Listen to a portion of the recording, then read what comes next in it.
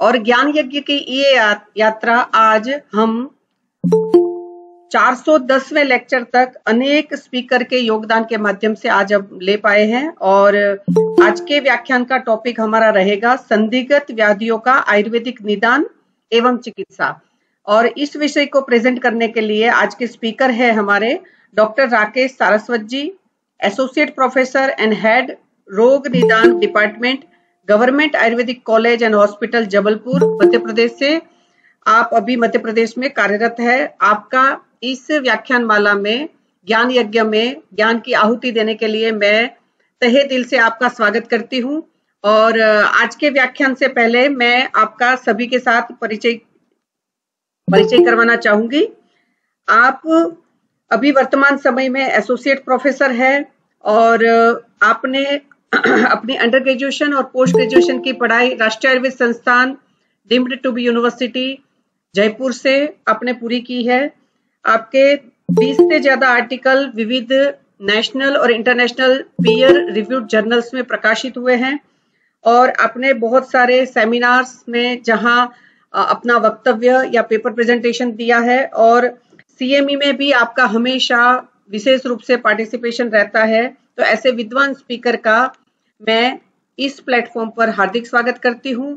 और आपसे मिलवाने के लिए स्पेशल अग्रिम धन्यवाद डॉक्टर विवेक दुबे और डॉक्टर सीमा पांडे का भी करती हूं कि जिन्होंने हमें आपसे मिलवाया। और आज के व्याख्यान के लिए आपने तुरंत ही अपनी अनुमति दी, बल्कि आप पीएचडी के कार्य में भी व्यस्त थे। तो हमने आज इस ज्ञान यज्ञ की आहुति के लिए जब भी आपको निवेदन किया तो आपने तुरंत ही अपनी अनुमति दे दी। तो डॉक्टर राकेश जी, आज के व्याख्यान के लिए आप सादर आमंत्रित है।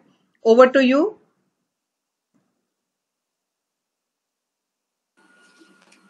Thank you madam. जी जी जी, बहुत बहुत स्वागत है डॉक्टर साहब। आवाज आ रही है मैडम? जी जी जी, हाँ जी हाँ जी हाँ जी, बिल्कुल ठीक से आवाज आ रही है जी।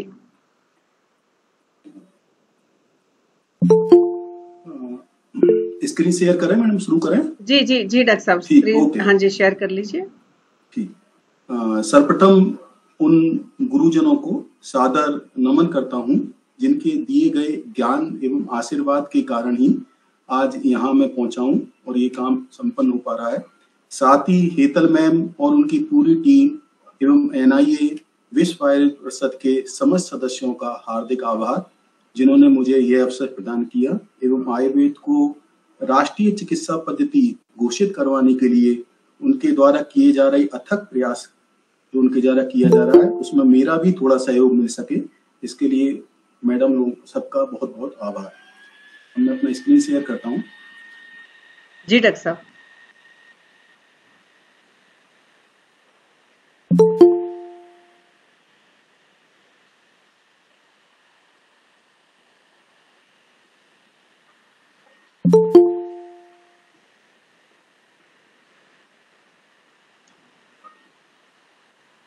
जी डॉक्टर साहब, स्क्रीन शो हो रही है फर्स्ट स्लाइड। एक बार आगे स्लाइड भी ऐसे बढ़ा के देख लीजिए एक बार, कई बार वो क्या होती नहीं है। जी जी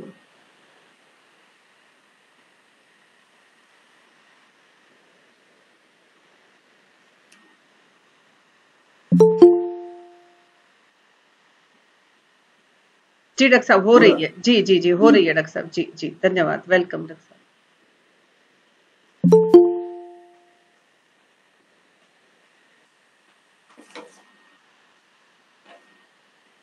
आज का हमारा जो विषय है वो है संदिग्ध व्याधियों के आयुर्वेदिक निदान एवं चिकित्सा।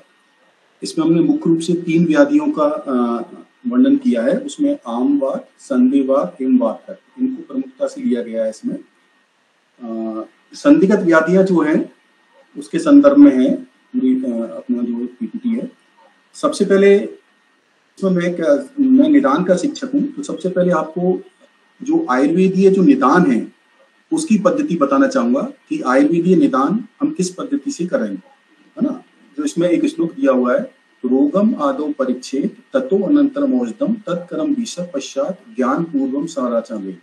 इसका मतलब है कि सबसे पहले हम रोग की परीक्षा करें, रोग की परीक्षा करके फिर औषध की परीक्षा करें, जिससे विषक अपने कर्म जो उसके चिकित्सा का जो कर्म है उसमें उसको तभी सफलता मिलती है जब वो पहले रोग की परीक्षा करे, उसके बाद औषध की परीक्षा करे, फिर उस औषध को रोगी को दिया जाए, उसी समय उसे सफलता मिलती है।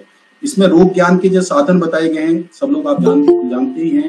निदानम पूर्वरूपाणि रूपाणि उपस्थिता संप्राप्ति चेति विज्ञानम रोगाणाम पंचदा स्मृतम। ये रोग ज्ञान के 5 साधन बताए गए हैं, निदान, पूर्व, रूप, उपसय और संप्राप्ति, जिससे हम रोग की परीक्षा करते हैं, है ना। इसी को आयुर्वेदिक निदान में महत्वपूर्ण बताया गया है कि आयुर्वेदिक निदान करने के लिए हर रोग के बारे में ये 5 चीजें जानना अति आवश्यक है, जिसमें निदान है, रूप है, उपसय और संप्राप्ति है। तो मैं थोड़ा थोड़ा आप लोगों को सबसे पहले हेतु कारण निदान के बारे में, उसके रूप के बारे में, उसकी संप्राप्ति के बारे में थोड़ा थोड़ा बताऊंगा कि कैसे हम निदान में क्या क्या देखें, रूप में क्या क्या देखें, संप्राप्ति में क्या क्या देखें। ये आयुर्वेदिक निदान की दृष्टि से बहुत ही इंपॉर्टेंट है। फिर उसके बाद हम मुख्य टॉपिक पे जाएंगे। इसमें सबसे पहले निदान जैसे बताया गया, निदान हम किसको बोलते हैं? हेतु या कारण को बोलते हैं, है ना। निदान हम बोलते हैं हेतु या कारण को, आप लोग सब जानते ही हैं।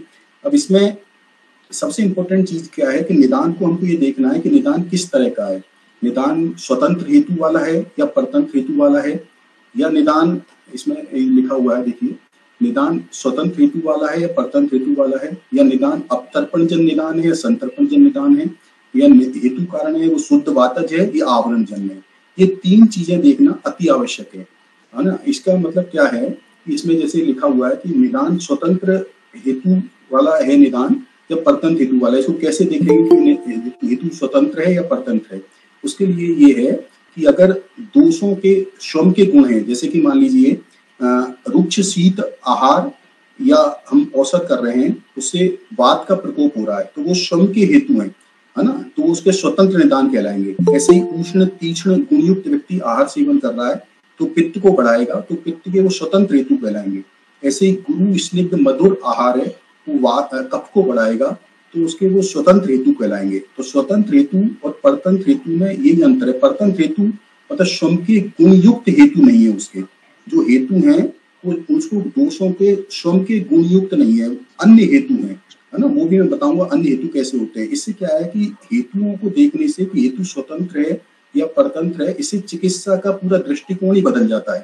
अगर हेतु हमें स्वतंत्र प्रकार के हेतु मिल रहे हैं तो उसकी चिकित्सा दोषों के जो हेतु है उनके गुणों के विपरीत चिकित्सा की जाती है, और अगर परतंत्र हेतु मिल रहे हैं तो उसकी चिकित्सा परतंत्र हेतुओं को बंद करके की जाती है। जैसे स्वतंत्र हेतु मैंने बताया आप लोगों को, जैसे रुक्ष शीत गुणयुक्त आहार का हम सेवन कर रहे हैं, उससे वात दोष बढ़ रहा है, तो उसके विपरीत गुणयुक्त दोषों का हम समन करेंगे। जैसे आप लोगों ने पढ़ा होगा चरक सूत्र स्थान पहला अध्याय है, उसी में दिया हुआ है कि जैसे वात के गुण जो बताए गए हैं, तत्व वृक्षो लघु सीता सूक्ष्म चल विशद कर, ये वात के गुण बताए गए हैं। उसमें नीचे वाली लाइन लिखी हुई है कि विपरीत गुणै द्रव्य आशु प्रशाम्यति, विपरीत गुणयुक्त उन गुणों के जो वात दोष को बढ़ा रहे हैं उसके विपरीत गुणयुक्त उसको आहार, औषध और विहार उसका जब सेवन कराया जाता है तो उससे दोषों का समन होता है। और उसकी जो टीका दी हुई है उसमें इस तरह का लिखा हुआ है कि विपरीत, हेलो, हाँ जी, नमस्ते डॉक्टर साहब जी। हाँ जी मैम, आवाज आ रही है मैम? हाँ जी, हाँ जी। हेलो सर, वॉइस थोड़ा सा वॉल्यूम थोड़ा इंक्रीज कर लो प्लीज। पवन जी, मैंने आपको, पवन जी सुनो, बीच में ऐसे डिस्टर्ब मत करिए। मैंने आपको मैसेज भी किया कि सब कुछ ठीक है ना, आप बीच में मत डिस्टर्ब करिए। जी सर, शुरू रखिए आप। आवाज कम? सर ठीक है आवाज।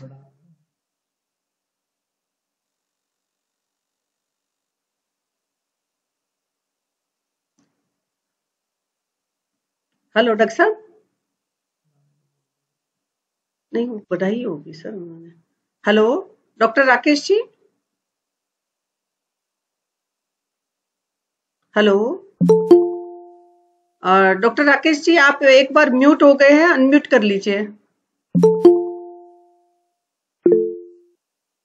Hello hello Rakesh ji,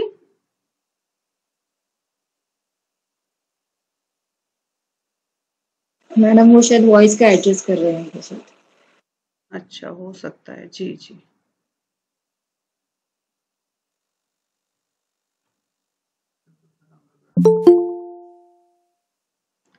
hello Rakesh ji, मेरी आवाज आ रही है राकेश जी?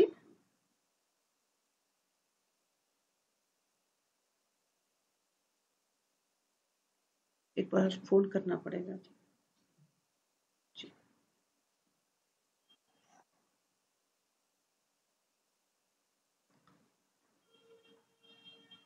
यहाँ से अनम्यूट हो जाएगा सर?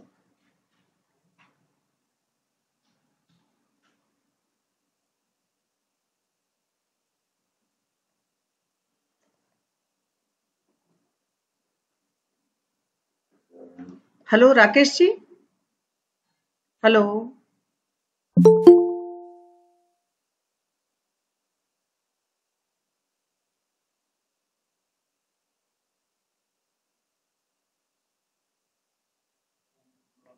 जी करती हूँ फोन।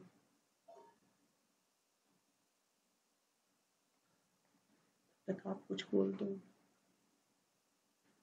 उनको सुनाई नहीं। लगातार ये एडमिट भी तो करना पड़ रहा है।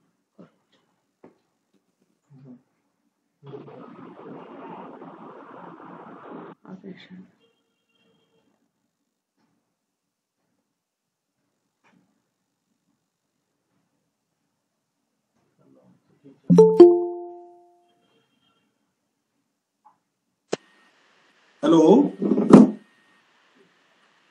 हाँ जी, हेलो जी आ रही है सर, आ रही है, अब आ रही है।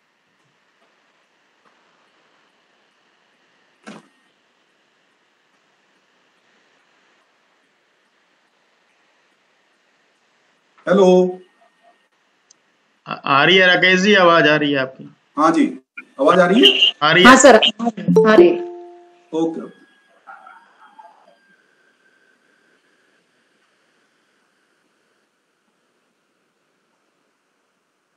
स्क्रीन शेयर हो रही है मैम? हाँ जी, हो रही है, हेलो। हो हाँ रही है। सर, हाँ सर।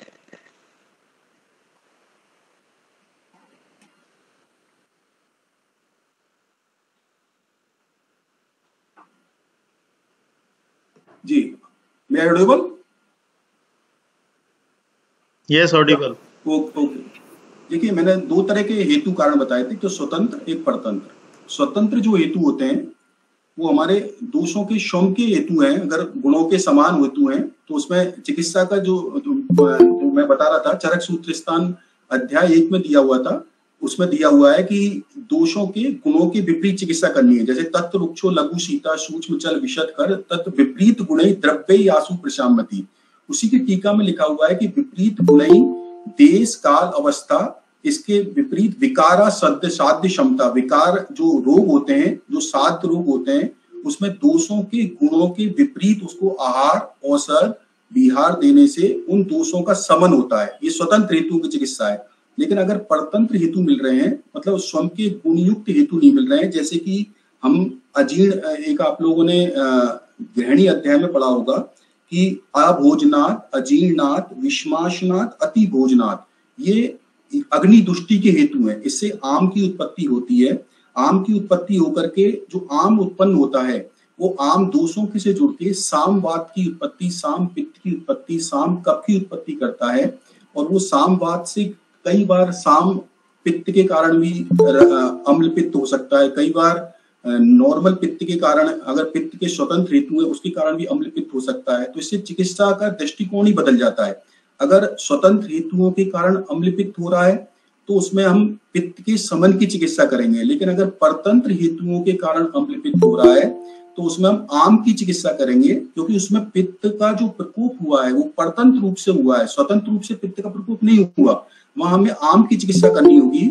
और अगर स्वतंत्र रूप से पित्त का प्रकोप हो रहा है, स्वयं के हेतु मिल रहे हैं, तो वहां हमें पित्त के समन की चिकित्सा करनी पड़ेगी। ऐसे ही जब आम की उत्पत्ति कारण आम वात से जुड़ता है तो साम वात का निर्माण करता है। साम वात के कारण हमें कई बार कटिग्रह होता है, पृष्ठशूल होता है, तो उसमें हम आम की चिकित्सा करेंगे तभी रोगी को फायदा मिलेगा। अगर हम स्वतंत्र, क्योंकि वो उसमें वात जो प्रकोपित हुआ है वो स्वतंत्र रूप से ना होकर के परतंत्र रूप से प्रकोपित हुआ है। वात तो बड़ा है वहां पर, लेकिन वात की स्वयं की हेतु नहीं है। वात की जो वृद्धि हुई है वो परतंत्र रूप से हुई है। वहां आम के कारण आम की चिकित्सा करेंगे तब उपट्टी ग्रह के रोगी को आराम मिलेगा, वहां स्नेह चिकित्सा नहीं करेंगे। इसलिए स्वतंत्र और परतंत्र हेतुओं को जानना अति आवश्यक है। बाकी तो आप सब लोग हेतुओं के बारे में जानते हो, लेकिन कुछ चीजें ऐसी हैं जिनको आप अगर चिकित्सा में उपयोग करेंगे तो काफी फायदा होगा। कि हेतु का हर डिजीज के अंदर ये देखना है कि उसमें हेतु स्वतंत्र हैं या परतंत्र हैं। स्वतंत्र हेतु हैं तो दोषों के गुणों के विपरीत आहार, औषध, विहार का सेवन करना है। अगर परतंत्र हेतु मिल रहे हैं, मतलब स्वयं के गुणों के हेतु नहीं है दोषों के, तो उसको दोषों के जो हेतु, जो अदर हेतु है उनको बंद करना है, और उसके बाद उसकी जो परतंत्र दोष है उसकी चिकित्सा उसके बाद करनी है ना। उसमें जैसे मैंने नीचे लिखा है कि हेतु का के साथ एक और बात है कि हेतु जब ही होंगे, जब ही वो हेतु माने जाएंगे जब उसको मात्रा से अधिक सेवन किया जाए, उसका सतत सेवन किया जाए, और जो रोगी है वो व्याधि को कम करने वाले जो भाव हैं उनका उसके अंदर अभाव हो। जैसे कोई भी व्यक्ति अगर विधि युक्त आहार का सेवन कर रहा है और एक व्यक्ति विधि विरहित आहार का सेवन कर रहा है, तो विधि विरहित आहार का सेवन का मतलब ये है कि उससे मात्रा उसकी अधिक है, वो उसका निरंतर सेवन कर रहा है, और उसको व्याधि को कम करने वाले जो भाव हैं, जैसे कि संशोधन क्रम करना, व्यायाम करना, रात्रि जागरण नहीं करना, दिवा स्वाप नहीं करना, उसका उसके अंदर अभाव है ना। और वो आहार का सतत सेवन कर रहा है और मात्रा से अधिक सेवन कर रहा है। तो ये दो चीजें इंपॉर्टेंट है निदान हेतु कारण के साथ। दूसरा मैंने लिखा है इसमें कि अगर हेतु कैसा है, अवतर्पण जन्य है या हेतु है संतर्पण जन्य है।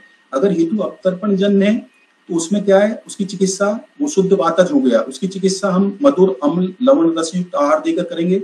अगर हेतु संतर्पण जन्य है तो उसकी चिकित्सा हम कटु तिक्त अम्ल तिक्त कषाय रसयुक्त आहार से करेंगे, है ना। हेतु ये देखना है कि हेतु शुद्ध वातज है या हेतु ऐसा है जिसमें कोई आवरण बन रहा है ना। हेतु शुद्ध वातज है तो उसकी चिकित्सा स्नेहन से करेंगे। अगर आवरण बन रहा है तो पहले आवरक की चिकित्सा करेंगे, उसके बाद आवृत की चिकित्सा करेंगे, मीन्स वायु की चिकित्सा करेंगे, ठीक है ना। क्योंकि आवरण हमेशा आवृत वायु होता है और आवरक जो बनता है वो किसी भी धातु का या किसी भी दोष का बन सकता है। तो ये तीन चीजें देखना जरूरी है। इसमें स्वतंत्र और परतंत्र का अपना रोल है। स्वतंत्र और परतंत्र विशेष रूप से देखना ही है, बाकी ये दोनों चीजें भी देखना है। दूसरा एक चीज है हेतु के साथ है कि संक्षेप्ते क्रिया योग निदान परिवर्जनम। जैसे हमारा निदान का परिवर्जन करना ही मुख्य रूप से चिकित्सा बताया। संक्षेप में चिकित्सा ही कह दिया आचार्य ने कि निदान का हम परिवर्जन कर दें। जो हेतु कारण जो रोगी सेवन कर रहा है उसका हम परिवर्जन कर दें, वो ही संक्षेप में चिकित्सा कहलाता है, ठीक है। ये हो गया हेतु कारण के बारे में।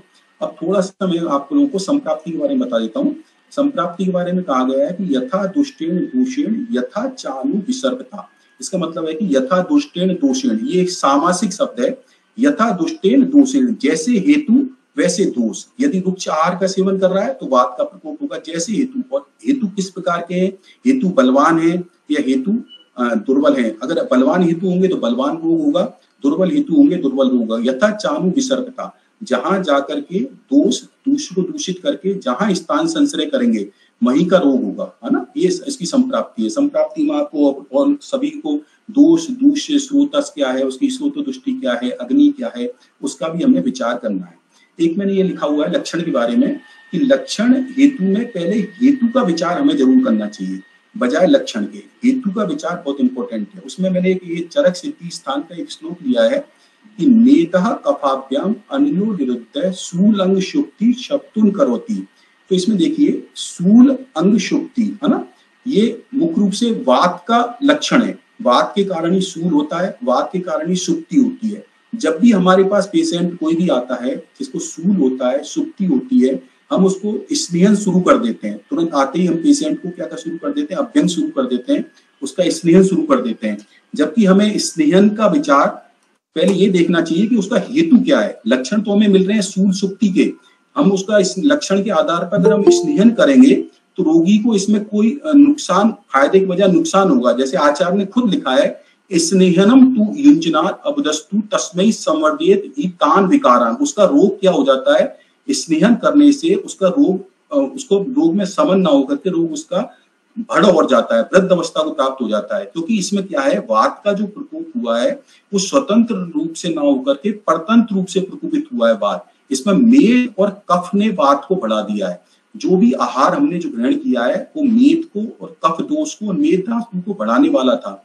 उससे वात की वृद्धि, वात का प्रकोप इसमें आवरण जन प्रकोप हुआ है, वात इसमें आवृत है और मेद और कफ इसमें आवरक है। तो पहले हमें इसमें मेद और कफ की चिकित्सा करनी चाहिए, मतलब हेतु कारण का विचार करना चाहिए। पहले हेतु कारण के आधार पर मेद और कफ की चिकित्सा करके फिर वात में परतंत्र वात की संबंध चिकित्सा करनी चाहिए।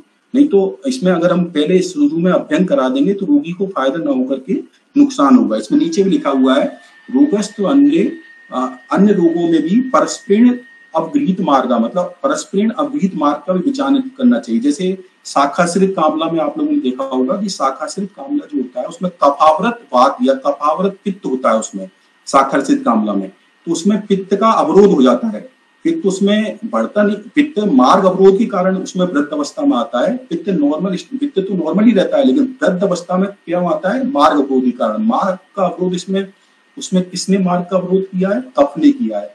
कफ का उसमें अवरोध होता है मार्ग में, कफ अवरोध के कारण मार्ग अवरोध होता है, इसलिए कफ की चिकित्सा पहले की जाती है, परस्पृण अवगृहित मार्ग, है ना। तो इसमें हमें ये हेतु कारणों से इसकी पहचान होती है, ना कि लक्षणों से। इसलिए लक्षण हेतु में पहले हमें हेतु का विचार करना चाहिए। ये मैंने थोड़ा सा इसमें आप लोगों को हेतु, संप्राप्ति और लक्षण के बारे में थोड़ा बताने की कोशिश की है।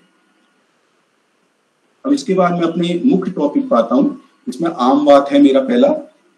हर व्याधि जो है, संधिगत व्याधियां मैंने 3 ली है इसमें, आम बात, संधिवात और वातरक्त। तीनों व्याधियों का सबसे पहले मैंने निदान लिखा है, फिर उसके बाद संप्राप्ति और उसके बाद लक्षण और उसके बाद उसका चिकित्सा लिखा है मैंने, है ना।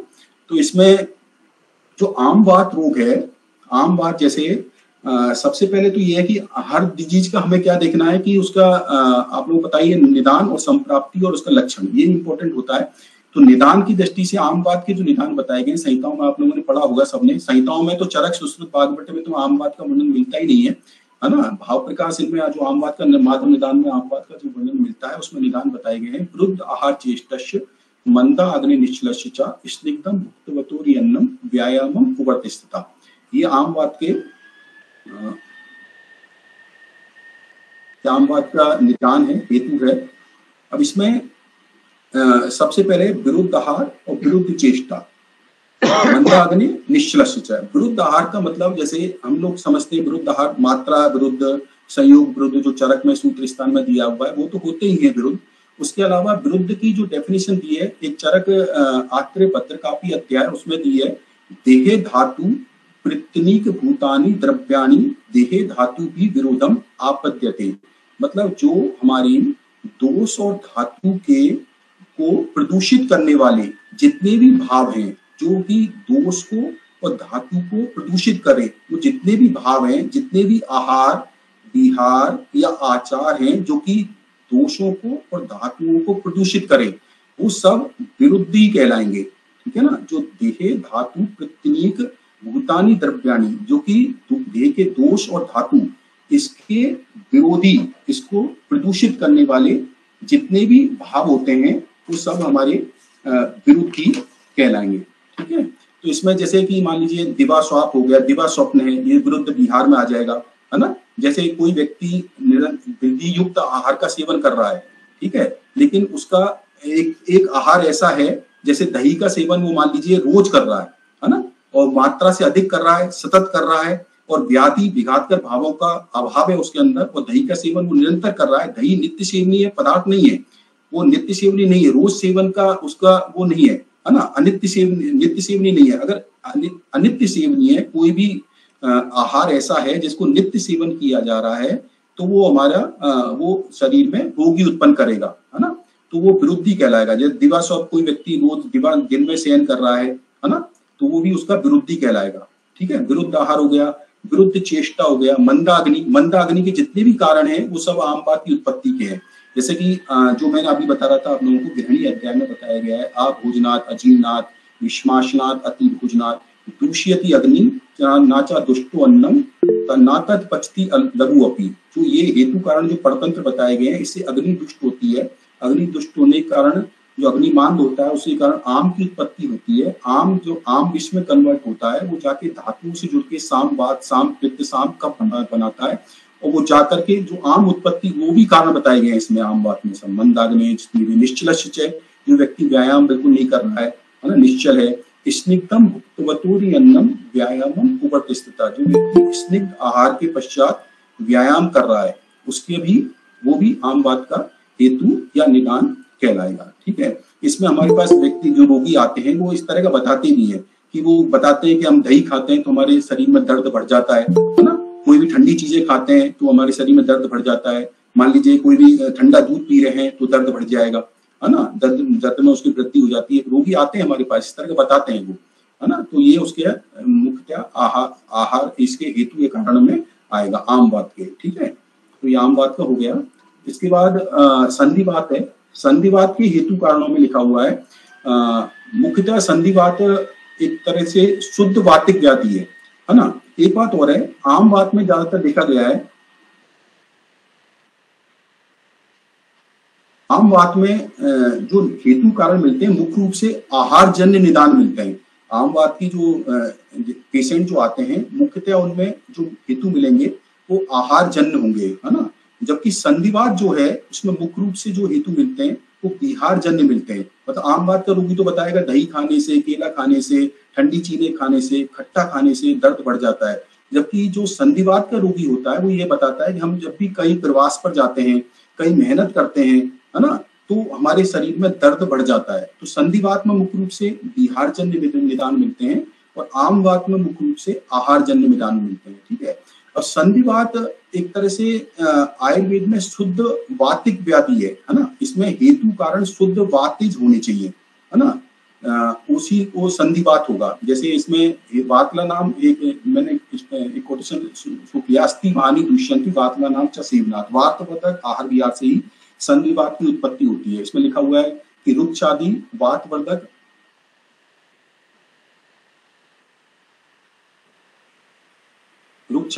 वातवर्धक आहार विहार का निरंतर सेवन करना, है ना।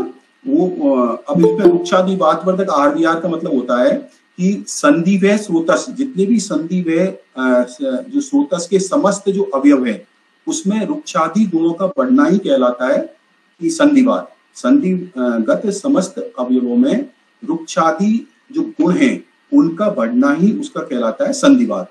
ठीक है, अब इस संधिवात में मैंने इसमें निदान तो लिखे हुए हैं, इसमें आघात लगना, श्रम अधिक करना, है ना, प्रवास पर अधिक रहना, घुटने में किसी प्रकार की चोट लगना, शक्ति से अधिक परिश्रम करना, ये सब वातवर्धक एक तरह से आहार विहार में आएंगे जो कि संधिवात की उत्पत्ति के कारण होंगे। ठीक है, इसके बाद वात रक्त के हेतु कारण लिखे हैं। वात रक्त में जैसे आम बात में मुख्य रूप से आहार जन्य निदान मिलते हैं, इसी तरह संधिवात में मुख्य रूप से विहार जन्य निदान मिलते हैं। ऐसे ही वात रक्त में आहार और विहार जन्य दोनों ही प्रकार के निदान मिलते हैं, है ना। इसका बेस्ट एग्जांपल वैसे एक ट्रक ड्राइवर जो होता है, ट्रक ड्राइवर क्या करता है कि आपने देखा होगा कि उसका वो जो भी पैरों को अपने उसके ट्रक पे क्या है, पैर उसके जो होते हैं ना वो नीचे लटके रहते हैं और वहां पर क्या रहता है, जो उसका एनवायरनमेंट रहता है वो गर्म रहता है ना। और वो जो जब भी कोई रास्ते में कोई ढाबा होता है उस पर वो अपना विधायी भोजन करता है, ऐसा भोजन करता है, तो उसके हेतु इसी प्रकार के बताए गए हैं, आहार और विहार जन्य निदान। उसका बेस्ट एग्जाम्पल ट्रक ड्राइवर है, उसमें इस तरह के हेतु कारण मिलते हैं, है ना। इसके वैसे हेतु कारण बताए गए हैं संहिताओं में, लवण अम्ल कटु छार स्निग्ध उष्ण अजीर्ण भोजनई, है ना, क्लिन्न शुष्क अंबुज मांस पिंडाक मूलकई कुलक्त मांस निष्पाप शाकादि पल्लेच्छवी नदी अन्नार सोवी सुक्त तक्र सुरासवई। देखिए निदान जो आचार्य ने हर ग्रंथ में जो हर डिजीज के जो हेतु कारण बताए गए हैं वो उदाहरण के लिए बताए गए हैं, समझाने के दृष्टिकोण से बताए गए हैं। अब इस तरह के निदान जो इसमें लिखे हुए हैं हेतु कारण, वो सब तरह का तो कोई सेवन करता नहीं है आजकल कि ये सब तरह के निदान सेवन करके हमारे पास आ जाए, है ना। तो इसमें देखिए आप कुछ इंपॉर्टेंट, जैसे मान लीजिए इसमें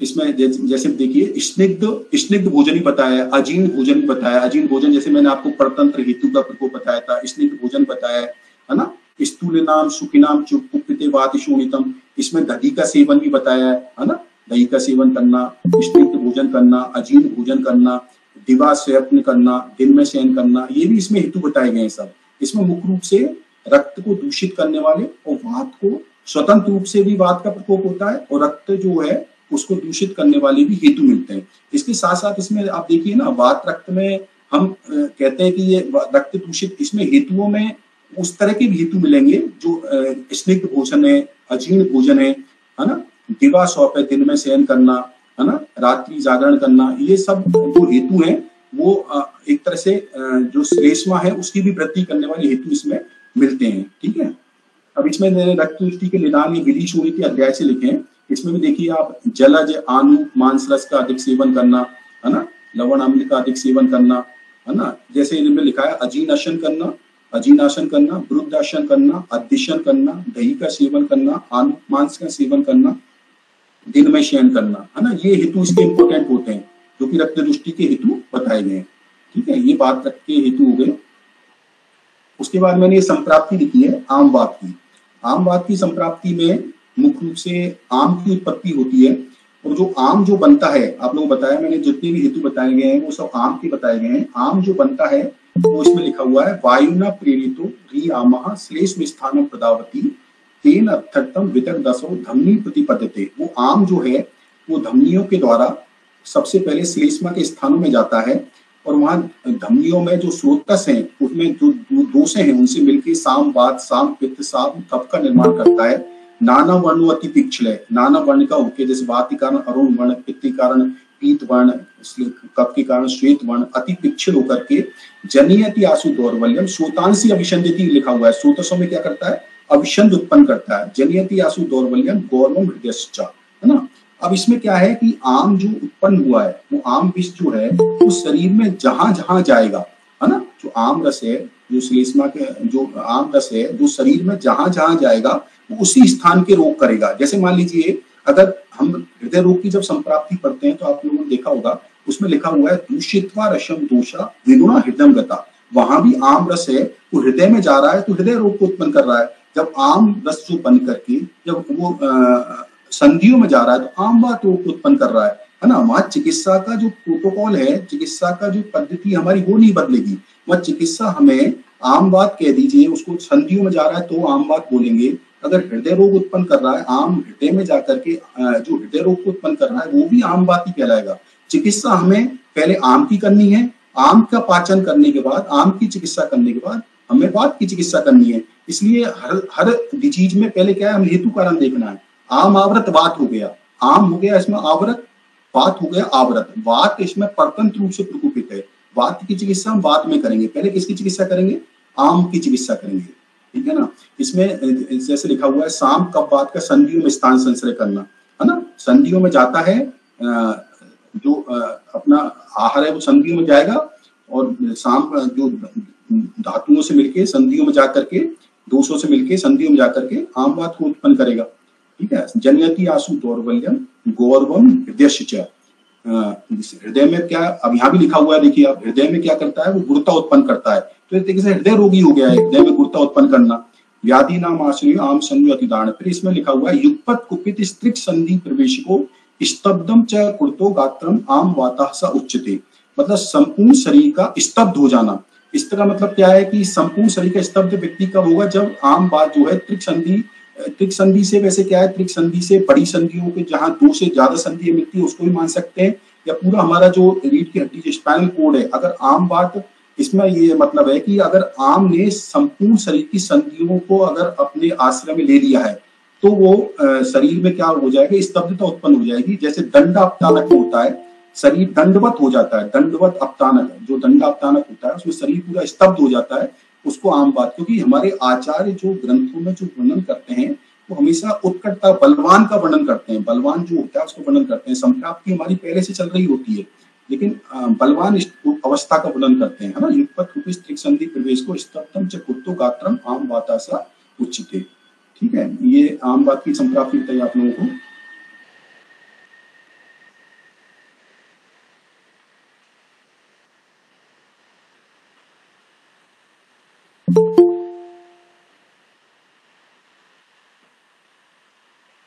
अब संधिवात है। संधिवात में जैसे इसमें संप्राप्ति में लिखा है, इसकी मैंने हेतु कारण पहले बता दिया था। इसमें मुख्यतः वात वर्धक आहार विहार का सेवन है। अब संधिवात में क्या है कि इसमें ये जानना इंपॉर्टेंट है कि हेतु कारण शुद्ध वातिक है। इसमें जैसे दो तरह की चीजें लिख रही है, वायु धातु क्षयात को मार्गस्य आवरणचन।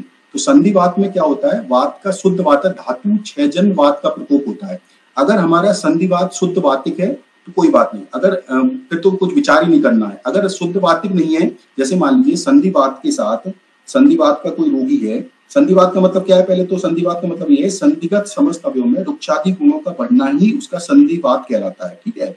अब वात के लक्षणों के साथ अगर वहां पर कोई संपूर्ण शरीर में या पर्टिकुलर उस स्थान पर दहा, पाक, राग, शोथ इस तरह के लक्षण मिल रहे हैं तो वो क्या कहलाएगा, वो एक तरह से कफावर संधिवात कहलाएगा।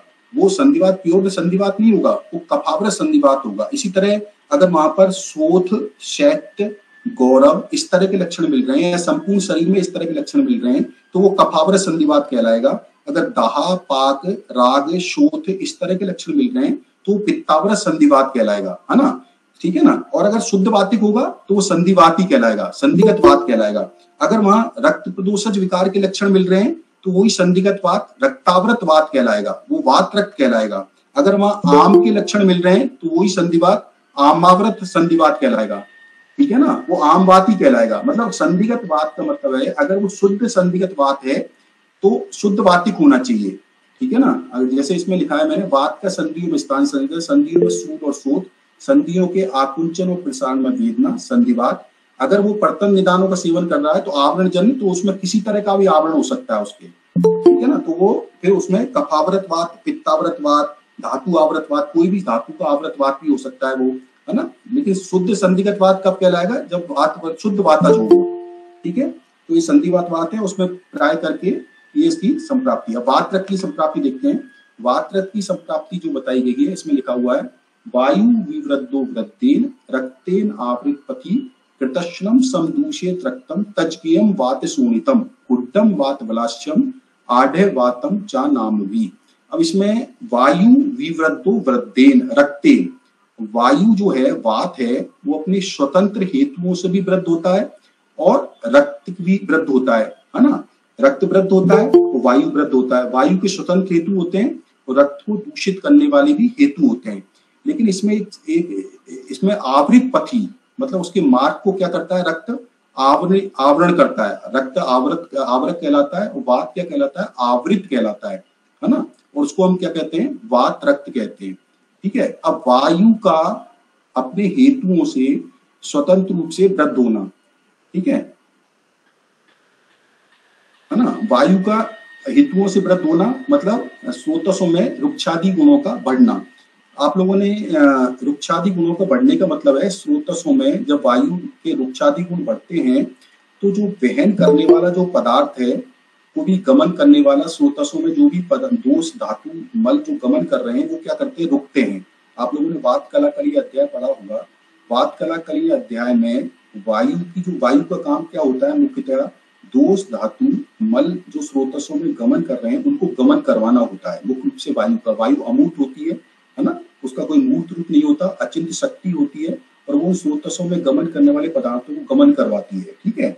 अगर शरीर के स्रोतसों में रुक्ष, शीत, खर, परुष इन गुणों की जब वृद्धि होती है तो क्या होता है कि जो पदार्थ जो गमन कर रहे होते हैं वो वहां पर रुकते हैं, है ना। उसमें लिखा हुआ है वात कला कली अध्याय जो चरक सूत्र स्थान का 12वें नंबर का अध्याय है, उसमें लिखा हुआ है वो रुकते हैं वहां पदार्थ, है ना। जब हम स्निग्ध देते हैं तो वो क्या करते हैं, उनके गमन सुगमता से होता है, ऐसा लिखा हुआ है ना।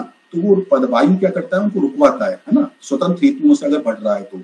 और रक्त भी दूषित हो रहा है वहां पर तो रक्त का आवरण बन रहा है तो वायु की क्या है, इसमें प्रबलता से वृद्धि होती है, इसलिए इसको नाम क्या दिया गया, वात रक्त। पहले वात इसलिए रखा गया है क्योंकि वायु इसमें स्वतंत्र हेतुओं से बढ़ता है और परतंत्र रूप से बढ़ता है ना। रक्त दूषित होकर के आवरण उत्पन्न करके वायु को बढ़ाता है और वायु अपनी स्वतंत्र रूप से भी बढ़ता है, इसलिए इसको वात रक्त कहते हैं, ठीक है। और रक्त दूषित होकर के इसको वात रक्त। कुड्डम बलात्तम वात बलाश्यम आढ़े वातम च नाम भी। कुड्डम मतलब ये छोटी संधियों में होता है, वात बलाश मतलब वायु का प्रकोप स्वतंत्र और परतंत्र दोनों रूप में होता है। आढ़े व्यात इसलिए बोलते हैं क्योंकि ये धनिकों को होता है और दूसरा ये बलवान वायु के कारण भी होता है, इसलिए भी इसे आढ़े वात बोलते हैं, ठीक है। इसमें मैंने आश्रय वेद से 2 प्रकार लिखे हैं उसके, गंभीर वात रक्त, उत्तान वात रक्त। जब त्वचा और मांस में होता है तो उसे उत्तान, और जब गंभीर धातु में होता है तो गंभीर वात रक्त। एक बात बताना चाहता हूं मैं, इसमें वात रक्त, रक्त पित्त और विसर्ग 3 व्याधियां लिखी है मैंने, वात रक्त, रक्त पित्त और विसर्ग। ये तीनों इन तीनों व्याधियों में, जैसे रक्तपित्त में आपने देखा होगा स्राव होता है, वात रक्त में ग्रंथि बनती है, विसर्प में शोथ होता है ना। रक्तपित्त में स्राव बाह्य और आभ्यंतर दोनों प्रकार का हो सकता है। वात रक्त में भी जो ग्रंथि है बाह्य आभ्यंतर, और विसर्प में शोथ बाह्य आभ्यंतर। अब ये क्या है, तीनों जो नाम दिए हुए हैं ये रोग के नाम ना होकर के संप्राप्ति की अवस्थाओं के नाम है ना। अगर रक्त दूषित होकर के कहीं भी शरीर में ग्रंथि बनाए तो वो कहलाएगा वात रक्त, है ना। अगर रक्त दूषित होकर के शरीर में कहीं भी स्राव करे तो वो कहलाएगा रक्तपित्त। अगर रक्त दूषित होकर के शरीर में कहीं भी शोथ उत्पन्न करे तो वो कहलाएगा विसर्प, ठीक है ना। जैसे मान लीजिए कोई हमारे दोष है, दो दोष है, पित्त और कफ और वात है, या आम है, उसने रक्त धातु को दूषित किया, है ना, रक्त धातु को दूषित किया, और रक्त वो दूषित रक्त जहां जहां शरीर में जाएगा, है ना, वो जहां जहां शरीर में जाकर के, मान लीजिए सिरे प्रदेश में जाकर के, वो सिरे प्रदेश में जाकर के अर्दित उत्पन्न कर रहा है, तो वो अर्दित रोग जरूर है, लेकिन वो अर्दित भी वात रक्त कहलाएगा। वहां चिकित्सा का जो दृष्टिकोण है वो नहीं बदलेगा, उसमें चिकित्सा हमें रक्त और वात की ही करनी है, वो रक्तावृत वात ही कहलाएगा। अगर मान लीजिए रक्त ने जाकर के संधियों में दूषण का उत्पन्न की, संधियों में वात रक्त उत्पन्न किया, तो वात रक्त वहां भी चिकित्सा में रक्त और वात ही करनी है। अगर सिरे प्रदेश में जाकर अर्दित उत्पन्न किया तो वहां भी चिकित्सा में रक्त और वात की करनी है। अगर मर्म पे जाकर के पक्षाघात उत्पन्न किया तो वो भी वात रक्त ही कहलाएगा। वहां चिकित्सा का प्रोटोकॉल नहीं बदलेगा, चिकित्सा हमें पहले रक्त की करनी है, उसके बाद वात की ही करनी है ना। अगर कहीं भी जाके स्राव करेगा तो वो रक्तपित्त कहलाएगा, अगर कहीं भी जाके शोथ उत्पन्न करेगा तो वो विसर्प कहलाएगा, है ना। जैसे इसमें लिखा हुआ है, आप लोगों ने वात रक्त में पढ़ा होगा कि करोती ऐसा लिखा हुआ है उसमें, करोती खंजम पंगुवा, है ना, शरीरे सर्वतः चरण, ऐसा लिखा हुआ है कि अगर रक्त जो दूषित रक्त है वो स्नायुगत होगा तो खंज और पंगु उत्पन्न करेगा। और भी कहीं बार लिखा हुआ है, मतलब वहां और भी कहीं जाकर के जो दूषित रक्त है वो कहीं भी जाकर के अगर रोग उत्पन्न करेगा तो वो भी रोग, तो नाम उसका अलग अलग हो जाएगा, पक्षघात बोल देंगे, अर्दित बोल देंगे, है ना, खंज या पंगु बोल देंगे, लेकिन वो किया किसने है, वात और रक्त ने ही किया है। मतलब चिकित्सा हमें रक्त की और वात की ही करनी है। पर्टिकुलर उस जो व्याधि प्रतिनिक चिकित्सा है वो तो बाद में करनी है हमें, जैसे अर्दित की अलग चिकित्सा बताई है, पक्षघात की अलग चिकित्सा बताई है ना, खंज पंगु की अलग चिकित्सा बताई है। जो भी चिकित्सा है वो व्याधि प्रतिनिक चिकित्सा है, वो हमें बाद में करनी है अगर रोग बचता है। पहले तो हमें अपनी जो हेतु कारण है वो उसको निकाल के उसको दूर करना है, दोषों का क्षय करना है ना। फिर उसके बाद हमने धातु की चिकित्सा, धातुओं का जो है उसका मेद धातु है, मांस धातु, उसका लेखन करना है ना। उसके बाद हमें व्याधि प्रतिनिक चिकित्सा करनी है, तो उसमें चिकित्सा का प्रोटोकॉल नहीं बदलता, चिकित्सा उसी ही करनी है, ठीक है।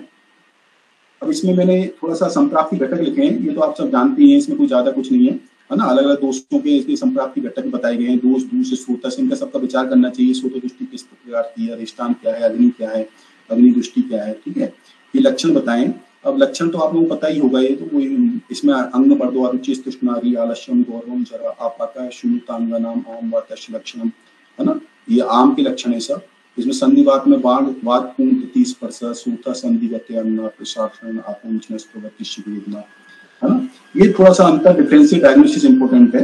जैसे जो ज्वर दिया हुआ है आम वात में, जैसे क्लिनिकल डायग्नोसिस के लिए थोड़ा से सिम्टम्स लक्षण दिए हुए हैं जिनमें तीनों में अंतर कर सकते हैं। जैसे ज्वर आम वात में मिलता है मोस्टली, है ना, शुरुआती स्टेज में, है ना। जब तक रोगी हमारे पास वैसे तो आता ही नहीं है, जब आम वात की शुरुआती स्टेज में जब मिलता है तब तक रोगी आता ही नहीं है हमारे पास, लेकिन संधिवात में नहीं मिलता ज्वर, है ना। अगर शुद्ध वातिक है तो ठीक है, वात रक्त में मिल भी सकता है और नहीं भी मिल सकता। वेदना का जो आरंभ है लक्षण वो आम वात में मुख्यतः बड़ी संधियों से या त्रिक संधियों से शुरू होता है वेदना का आरंभ। संधिवात में प्राय जानु संधि से शुरू होता है हमेशा संधिवात में, और वात रक्त में जो होता है वो लघु या पर्व संधि से, हाथ और पैर की अंगुलियों से शुरू होता है, छोटी संधियों से शुरू होता है ना वात रक्त में, है ना। उसमें दिया भी हुआ है स्वच्छम, इसकी संप्राप्ति में भी दिया हुआ है चरक चिकित्सा स्थान में, है ना। स्वच्छम्या सर्वसर्त्वाच्च पवनस्द्रवत्ता सर्वत्वात् देहं गच्छन् शिरायिनी पर्व स्वभी हतम शुद्धम, है ना। पर्व स्वभी मतलब छोटी संधियों से ही शुरू होता है। वेदना का जो प्रमाण है वो इसमें आम बात में तीव्र वेदना मिलती है, जिसको वृश्चिक दंशवत वेदना कहते हैं, तीव्र वेदना मिलेगी आम बात में। संधिवात के रोगी में मंद वेदना मिलेगी। वात रक्त के रोगी में जो वेदना मिलती है ना वो मिलती है दहा और चोस के समान, है ना। पीड़ा, जोड़ों के अंदर ऐसा लगता है जैसे जलन हो, कोई घाव पकड़ा हो, है ना, दहा हो रहा हो, ओस चोस इस प्रकार की, है ना, उष्णता हो, चोस मतलब सुई चुभन जैसी पीड़ा हो, है ना, आखोर विष में चूहे के विष के समान फैलता है ना। वेदना का स्वरूप जो होता है आम बात में संचारी प्रकार की वेदना होती है, कभी जानुसंधि दाहिने जानुसंधि से तो कभी जानुसंधि बाएं में, मतलब संचारी प्रकार की, एक पैर की जानुसंधि मिलेगी तो कभी दूसरे पैर की जानुसंधि मिलेगी, है ना। संधिवात में जो वेदना का स्वरूप होता है वो इस प्रकार का नहीं होता, वो जानुसंधि में ही मिलता है मोस्टली वेदना। इसमें वात रक्त में प्रसारी प्रकार की वेदना मिलती है, इसमें एक पैर में ही जैसे नीचे पर्व संधियों में हो रहा है तो उसी पैर की ऊपर बढ़ेगा, घुटनों में आएगा, उसी पैर के ऊपर जानुसंधि में आएगा, है ना, प्रसारी प्रकार की वेदना, उसमें संचारी प्रकार की वेदना। ठीक है, लक्षणों में वेदना का जो समय है वो इसमें आम बात में सतत हमेशा वेदना बनी रहती है, प्रातः है ना, दोपहर शाम रात्रि में हमेशा वेदना होती है आम बात में। संधिवात में मैंने बताया था आप लोगों को, इसमें बिहार जन्य निदान मिलता है, परिश्रम करते समय वेदना का आभास अधिक होता है और विश्राम में नहीं होता है। वात रक्त में एक बात है, रात्रि में वेदना अधिक होती है, अधिक सुबह थोड़ा आराम रहता है, दिन के समय आराम रहता है, रात्रि में वेदना अधिक होती है। वय लिखा हुआ है, आम बात में किसी भी आयु में हो सकता है, संधिवात में प्राय वृद्धावस्था में और बहुत श्रम या कम करने वाले उनको होता है, ये किसी भी आयु में हो सकता है वात रक्त, और सुकुमार व्यक्तियों को अधिकतर होता है। ठीक है, इसमें स्नेहन आप लोगों को पता होगा, एक हमारा जो पंच निदान था उसमें एक उपसय अनुपसय भी था। अनुपसय का मतलब गूढ़ लिंगम व्याधि, उपसय अनुपसाभ्याम परिच्छेद, आप लोगों ने सब जानते ही होंगे। अनुपसय मतलब रोग का बढ़ना, उपसय मतलब रोग का आराम मिलना, इसका सब लोग पढ़ते ही हैं एग्जाम्पल, आम बात संधिवात। इसमें अनुपसय आम बात में स्नेहन से अनुपसय रहता है और संधिवात में स्नेहन से उपसय मिलता है, क्योंकि संधिवात अगर प्योर वातिक है तो उसमें स्नेहन से उपसय मिलेगा, अगर आम बात में आम का स्नेहन से वृद्धि बढ़ जाता है इसलिए उसमें आम बात में उसमें अनुपसय मिलेगा। आम का पाचन करने के बाद स्नेहन कराएंगे तो उसमें उपसय मिलेगा, है ना। बाल का सेद से दुख स्वेदन आम बात में फायदा करेगा तो उससे आम का पाचन होगा, आम नष्ट होगा, है ना, फिर उसमें बाद में स्नेहन कराएंगे। संधिवात में स्नेहन से बाल का स्वेद से उपसय मिलता है संधिवात में, क्योंकि वो प्योर वातिक होता है ना। सोत इसमें आम बात में मिलता है, संधिवात में मिल भी सकता है, नहीं भी मिलता, वात रक्त में मिलता ही है। ठीक है, स्पर्श में आम बात में उष्णता की प्रतीति होती है, इसमें संधिवात में वात पूर्ण द्वितीय स्पर्श, आप लोगों ने सुना होगा, वात पूर्ण द्वितीय स्पर्श वायु के समा स्पर्श में, वायु के जैसे अपन को ट्यूब में अगर अपन एयर भर लें उसको एक तरफ से दबाएं तो प्रेशर दूसरी तरफ जाता है, उसी तरह इसमें अनुभव होता है वात पूर्ण द्वितीय स्पर्श। स्पर्श असत्व इसमें मिलता है आम बात में, इसमें दबाने पर तीव्र पीड़ा होती है ना, स्पर्श इसमें हाथ टच करने पर ही पीड़ा होती है आम बात में, जबकि संधिवात में ऐसा नहीं मिलता है, और इसमें वात रक्त में दबाने पर पीड़ा होती है ना, स्पर्श असत्व। संधियों में आवाज इसमें आम बात में नहीं आती है, संधिवात में मिलती है, जबकि वात रक्त में नहीं, अंगुली स्फुटन नहीं मिलता, मतलब अंगुली स्फुटन करते समय उसमें आवाज नहीं मिलेगी, अंगुली स्फुटन करेंगे तो आवाज उसमें नहीं मिलेगी वात रक्त में। ठीक है, अब मैं चिकित्सा पर आता हूँ आप लोगों को। इसमें चिकित्सा में सबसे पहले मैंने एक श्लोक लिखा है, चरक चिकित्सा स्थान 28 चैप्टर का, सर्वेषु एतेषु संसर्ग इत्यादि आवरणिक उपलक्षित वायु धातु छ्यात कोपो मार्गस्य आवरण से। इसमें सर्वेषु को मतलब जितने भी प्रकार की वात व्याधि है उन सभी में, जो कि चरक चिकित्सा स्थान में दी हुई है और हमारे 80 जो उसमें दी हुई है नानात्मक जो उसमें विकारों में दी हुई है 80 जो वात व्याधि है उन सभी में, है ना, इनमें एतेषु मतलब इनमें संसर्ग और पित्त आदि के आवरण का विचार अवश्य करना चाहिए। सभी वात व्याधि दोषों वात पित्त कफ धातुओं रस रक्त मेद मांस अस्थि मज्जा शुक्र आदि से आवृत हो सकती है। जितनी भी वात व्याधियां हैं वो सब दोषों या धातुओं से आवृत हो सकती है, इसलिए इन सभी व्याधियों में हमें आवरण का विचार, दोषों के धातुओं के मलों के आवरण का विचार अवश्य करना चाहिए। ठीक है ना।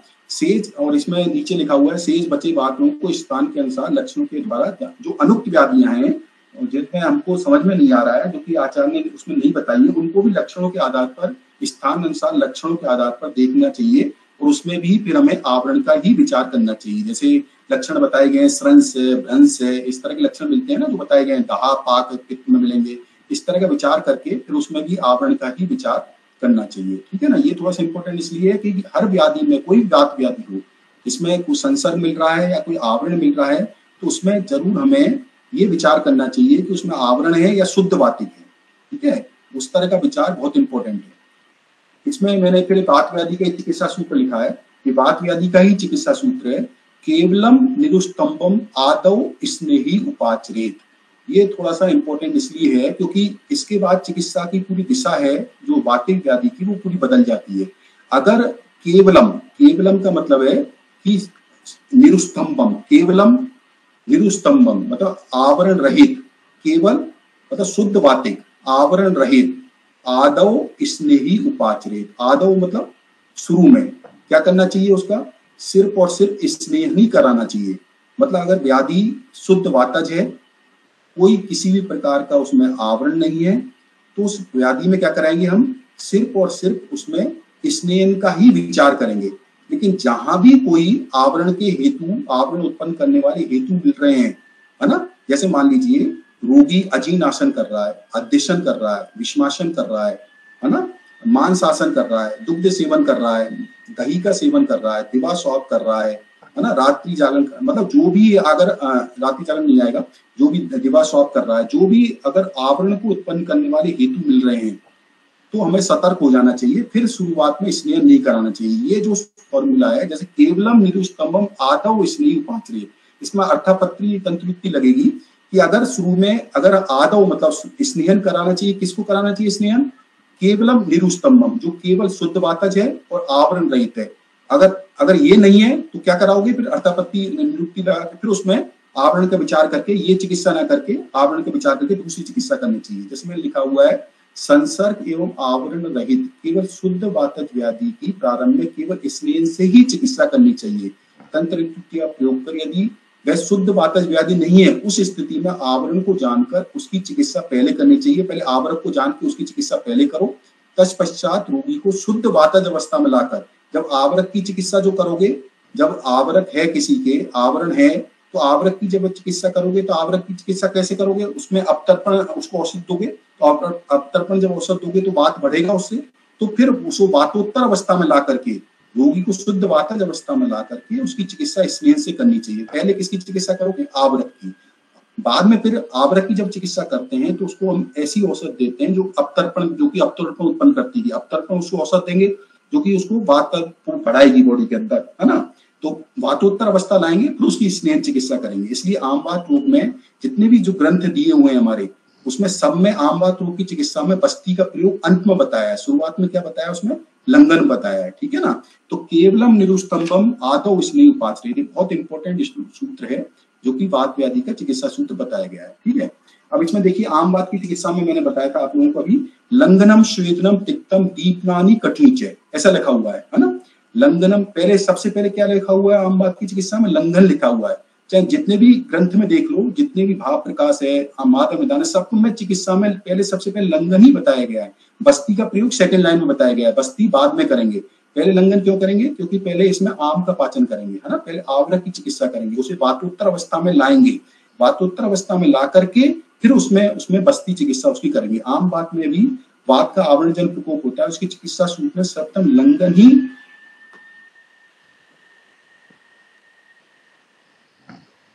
सर्वप्रथम लंघन ही बताया गया है, क्योंकि लंघन द्वारा आम का पाचन कर फिर स्वेदन एवं दीपन कटु तित्रक औषध का प्रयोग किया था। अंत में बस्ती का प्रयोग बताया गया है। माधव भाव प्रकाश काश्यप सभी ने अंत में बस्ती का ही प्रयोग बताया है। ठीक है, फिर ये पहले सबसे पहले तो मैंने आप लोगों को बताया कि सबसे पहले हमें कोई भी चिकित्सा किसी भी उसकी करनी हो तो पहले हम हेतु उसके निकालेंगे, हेतु देखेंगे। हेतुओं को अगर स्वतंत्र है तो उसके विपरीत चिकित्सा गुणों के विपरीत, परतंत्र है तो उन परतंत्र हेतु को बंद करेंगे। दोषों का अगर 6 रोगी को देखेंगे, अगर दोषों का 6 हो सकता है तो शोधन चिकित्सा द्वारा उनका 6 करेंगे, नहीं तो उनको दोषों का समन करेंगे, उनको रूक्षण औषध देंगे जिससे दोषों का समन होगा, फिर दूसरे को देंगे। अंत में जो व्याधि प्रत्येक चिकित्सा जो बताई गई है उसका मैंने थोड़ा नीचे लिखा है कि अगर रोगी को व्याधि प्रत्येक चिकित्सा में हम क्या क्या कर सकते हैं। अगर ज्वर रोगी को आ रहा है तो इसमें मैंने नीचे लिखा है कि इसमें मुख्यतः ज्वर अगर रोगी को है तो रासनादि गुलगुल का प्रयोग कर सकते हैं। आम वातारी रस है, गुड़ची सत्व है, शुंठी चूर्ण है, इनको पूरा योग बना के उष्ण जल के साथ दिया जा सकता है ना। दूसरा महारासनादि क्वाथ है, अमृतारिष्ट है ना। शुंठी का लेप भी लगाया जा सकता है, शुंठी का जो लेप है उसको लगाया जा सकता है। रुक्ष स्नेहम किया जा सकता है इसमें, ठीक है ना। ज्वर होने पर मुख्यतः रासनादि गुगुल का यूज किया जाता है, जबकि ज्वर निकल जाने पर सिंघनाथ गुगुल का यूज किया जाता है। उसके साथ महाविद्वंत रस और गुड़ची शब्द का उपयोग किया जा सकता है। महारासनादि क्वाथ और पुनर्नवासा उसको दिया जा सकता है, और शुंठी लेप का इसमें उपयोग किया जा सकता है, ठीक है। ये मैंने व्याधि पृतनिक चिकित्सा बताई है। पहले हमें दोष, दूष्य और हेतु, उसकी हेतु पृतनी, दोष पृतनी, दूष्य पृतनी, उसके बाद अंत में हमें व्याधि पृतनी चिकित्सा में इन योगों का हमें प्रयोग करना है, ठीक है। संधिवात में जैसे पहले प्रथम हमें सबसे पहले बताया मैंने, आवरण का ही विचार करना चाहिए, क्योंकि संधिवात कफाव्रत भी हो सकता है, पित्ताव्रत भी हो सकता है ना। संधिवात आमाव्रत भी हो सकता है, जिसमें आमवात हो जाएगा। संधिवात रक्ताव्रत भी हो सकता है, जिसमें रक्ताव्रत वात रक्त हो जाएगा। संधिवात मेदाव्रत भी हो सकता है ना। संधिवात मांसाव्रत भी हो सकता है। हमें देखना यह है कि शरीर में किस धातु प्रदोष के लक्षण दिखाई दे रहे हैं। अगर शरीर में रक्त प्रदोषज लक्षण दिखाई दे रहे हैं, है ना, रक्त प्रदोषज जो हम पढ़ते हैं, रक्त प्रदोषज लक्षण जो पढ़ते हैं, जिसमें कुष्ठ है, विषर्प है, पीड़िका है ना, रक्तपित्तम, ताम्रा, पीड़िका, अश्रत्र, वो पढ़ते हैं लक्षण। उस तरह के अगर रक्त प्रदोषज विकार के शरीर में लक्षण दिखाई दे रहे हैं, तो उसको मान लीजिए संधिवात हो जाता है, तो वो रक्ताव्रत संधिवात ही कहलाएगा। वहां चिकित्सा हम पहले रक्त की ही करेंगे, ठीक है ना। वहां चिकित्सा हम पहले रक्त की करेंगे, फिर संधिवात की, उसको वातोत्तर अवस्था में ला करके फिर संधिवात की चिकित्सा करेंगे। तो इसमें हर व्याधि में, इस संधिवात में पहले आवरण का हमें विचार करना है, प्रथम आवरण का विचार करना चाहिए। संधिवात धातु छेदन वात के प्रकोप एवं आवरण जन वात के प्रकोप दोनों कारण हो सकता है।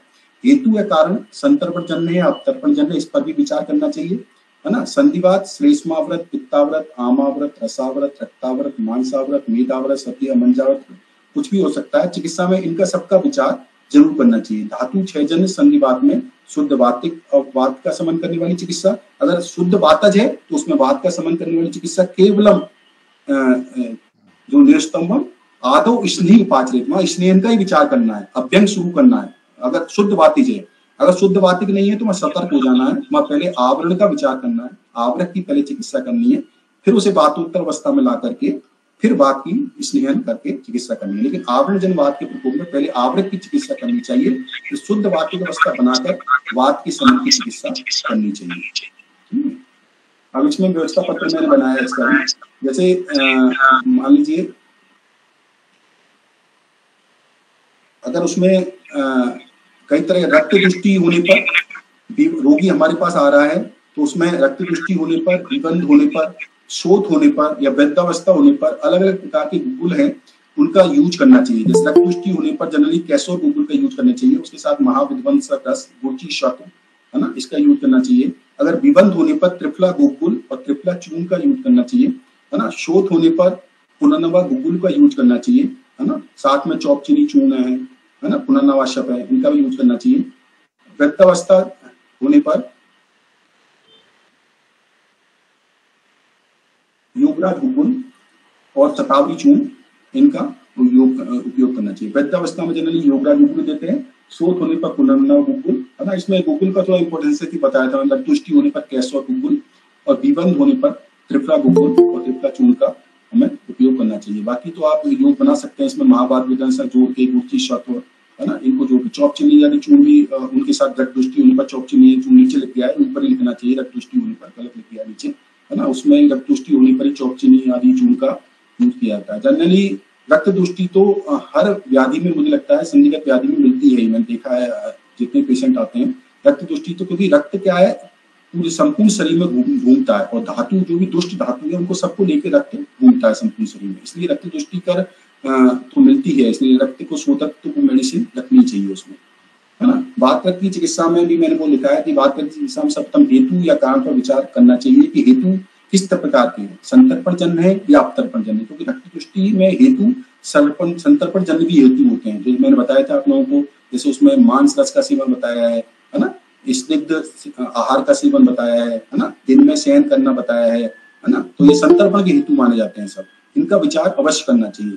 वात रक्त, रक्तपित्त, विसर्प तीनों व्याधि को नाम होकर व्याधि उत्पन्न होने की प्रवृत्ति प्रदर्शित करते हैं, है ना। वात रक्त में रक्त की ग्रंथि होती है, रक्तपित्त में रक्त का स्राव होता है, ये विसर्प में रक्त का शोथ होता है। रक्त धातु दोषों द्वारा दूषित होकर के रक्त दोष संपूर्ण शरीर में रक्त व शोथस के दूषित होने के कारण यदि ग्रंथों या शोथ की शरीर में कहीं भी उत्पन्न करता है तो वात रक्त ही कहलाता है, ठीक है ना। पहले बता दिया मैंने आप लोगों को।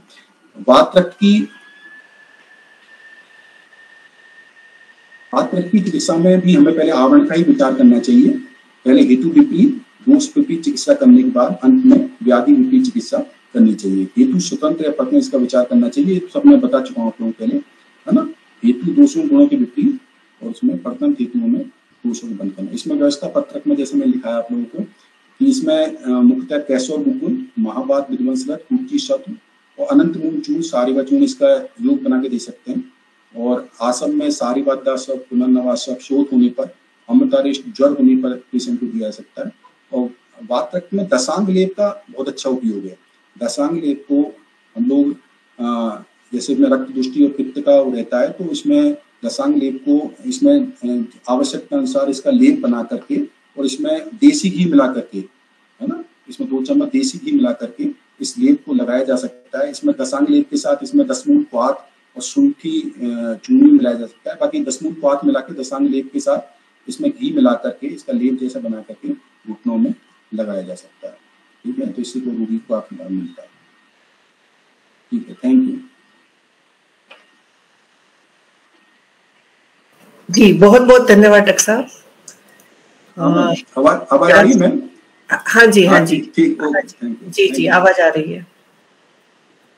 बहुत सारगर्भित और मार्गदर्शन करने वाला बहुत बढ़िया लेक्चर रहा और मैं समझती हूँ कि बहुत सारे पार्टिसिपेंट्स को वो अच्छा लगा होगा। आगे चिकित्सा में वो उनका भरपूर उपयोग करेंगे और निदानतः समझने की जो विधा है, आज मुझे लगता है कि समय की मांग है कि हम इस तरीके से इसको समझे और अप्लाई करें। और बहुत सारे जो रुग्ण रोगी कहीं ना कहीं परहेज से डरते हैं, परहेज करना नहीं चाहते और या ऐसी मानसिकता के साथ चलते हैं कि कुछ भी खाओ पियो, छोटी गोली लेके ठीक हो जाओ, तो ये कहीं ना कहीं उनकी जीवन के लिए ही अच्छा नहीं है।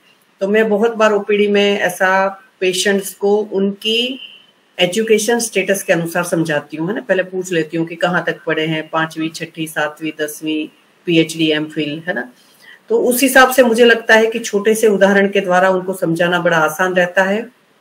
और आपने इनिशियली स्वतंत्र परतंत्र निदान से लेके इस विषय का बहुत बढ़िया वर्णन किया है और मैं समझती हूँ कि हम भारतवर्ष में बहुत अच्छे श्रेष्ठ चिकित्सक निर्माण करना चाहते हैं और इस मंच के माध्यम से ऐसा बहुत सारे चिकित्सक निर्माण हो और जो भारतवर्ष को संभाले, लोगों की स्वास्थ्य व्यवस्था को उचित रूप से आकार दे और हमेशा स्वस्थ रखे या रोगी को रोग से मुक्त करे। तो मुझे लगता है कि ये बहुत ही बढ़िया प्रेजेंटेशन रहेगा और सबको बहुत उपयोगी रहेगा। एक क्वेश्चन है, सबसे पहले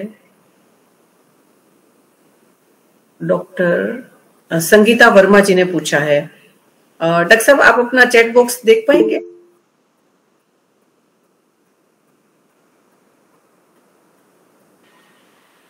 जी मैम। जी, तो थोड़ा आसान रहेगा। कहीं से भी कोई भी क्वेश्चन दिखे वहीं से ले लो डॉक्टर साहब, जरूरी नहीं है संगीता वर्मा जी का ही पहले लो, कोई भी ले सकते हैं। चाहे चंद्रकला जी से ही ले लो, यहाँ से दिख रहा है। निदान परिवर्जन is very important, excellent simple presentation. अच्छा ठीक है, उसने धन्यवाद किया है। डॉक्टर केविन बता रहे हैं आवरण और परतंत्र दोष एक ही चीज है क्या? नहीं नहीं नहीं, परतंत्र दोष नहीं है, परतंत्र हेतु है। हेलो, हाँ जी जी सर, जी डॉक्टर साहब। हाँ, परतंत्र हेतु होते हैं अगर दोषों के श्रम के गुण को बढ़ाने वाले, जैसे मैंने बताया था कि कोई रोगी जो है वो अब भोजन कर रहा है, अजीर्णासन कर रहा है, विषमासन कर रहा है, वृद्धासन कर रहा है, है ना, दिल में शयन कर रहा है, मान शासन कर रहा है, तो वो उसका परतंत्र हेतु इसलिए कहलाता है कि वो दोषों का, वो श्रम को, गुणों को बढ़ाने वाले हेतु नहीं है, वो क्या है, अग्नि दृष्टि के हेतु है। उससे आम की उत्पत्ति होती है, फिर आम वाद से जुड़ करके सामवाद बनाता है ना। फिर उसमें आवरण अलग चीज है। आवरण क्या है कि उसमें जैसे मान लीजिए हमने आवरण दोषों के बन सकते हैं, जैसे श्लेष्मा का भी आवरण बन सकता है, या शरीर में अगर श्लेष्मा के लक्षण दिखाई दे रहे हैं, पित्त के लक्षण दिखाई दे रहे हैं, है ना, जैसे मैंने बताया संधिगत वात में अगर दहा, पाक, है ना, शोथ, ये संपूर्ण शरीर में दिखाई दे रहे हैं और संधियों में भी दिखाई दे रहे हैं, तो वो पित्तावरत संधिगत वात कहलाएगा। वहां हमें पहले पित्त की चिकित्सा करनी है। अगर संधिगत वात में साथ में उसके अगर शोथ दिखाई दे रहा है, शैत्य दिखाई दे रहा है, गौरव दिखाई दे रहा है, वो स्थानिक भी दिखाई दे रहा है और संपूर्ण शरीर में भी दिखाई दे रहा है, तो वो कफावरत संधिगत वात कहलाएगा। वहां हमें पहले कफ की चिकित्सा करनी है ना। परतंत्र दोष नहीं होता, परतंत्र हेतु, स्वतंत्र हेतु होते हैं, ठीक है। धातुओं के भी आवरण होते हैं इसी तरह, है ना, अलग अलग धातुओं के जो प्रदोषज व्याधियों के आधार पर होते हैं। जैसे रक्त प्रदोषज व्याधि लक्षण, रक्त प्रदोषज व्याधि के संपूर्ण शरीर में लक्षण दिखाई दे रहे हैं और कोई भी रोग हो रहा है तो वो रक्तावृति कहलाएगा, है ना। तो पहले वहां रक्त की चिकित्सा करनी पड़ेगी, ठीक है। अगर मेद प्रदोषज व्याधि के लक्षण दिखाई दे रहे हैं, जैसे किसी को मेदाव्रत वात है, मेदाव्रत वात में क्या होगा, जैसे किसी जो प्रमेय के जो पूर्व रूप बताए हैं, उसमें प्रमेय के पूर्व रूप जो मेद प्रदोषज व्याधि के लक्षण बताए हैं, प्रमेय के पूर्व रूप है, तो प्रमेय के पूर्व रूप में जो लक्षण दिखाई दे रहे हैं इस तरह के, तो वो मेदाव्रत वात ही कहलाएगा, ठीक है ना, है ना। जैसे मान लीजिए किसी को श्वास हो रहा है मेदाव्रत वात के कारण, तो मेद ने क्या है, स्वेदवय स्रोतस जो है उसको अवरोध किया है ना, तो श्वास हो रहा है। चिकित्सा स्वेदवय स्रोतस के अवरोध को दूर करना है, मेद की चिकित्सा करनी है ना, वो मेदाव्रत वात कहलाएगा, ठीक है ना। आवरण और परतंत्र दोष में अंतर है। जी डॉक्टर साहब, डॉक्टर देवज्योति ने हैंड रेस किया था। डॉक्टर साहब आप अनम्यूट करके पूछ सकते हैं। डॉक्टर देवज्योति।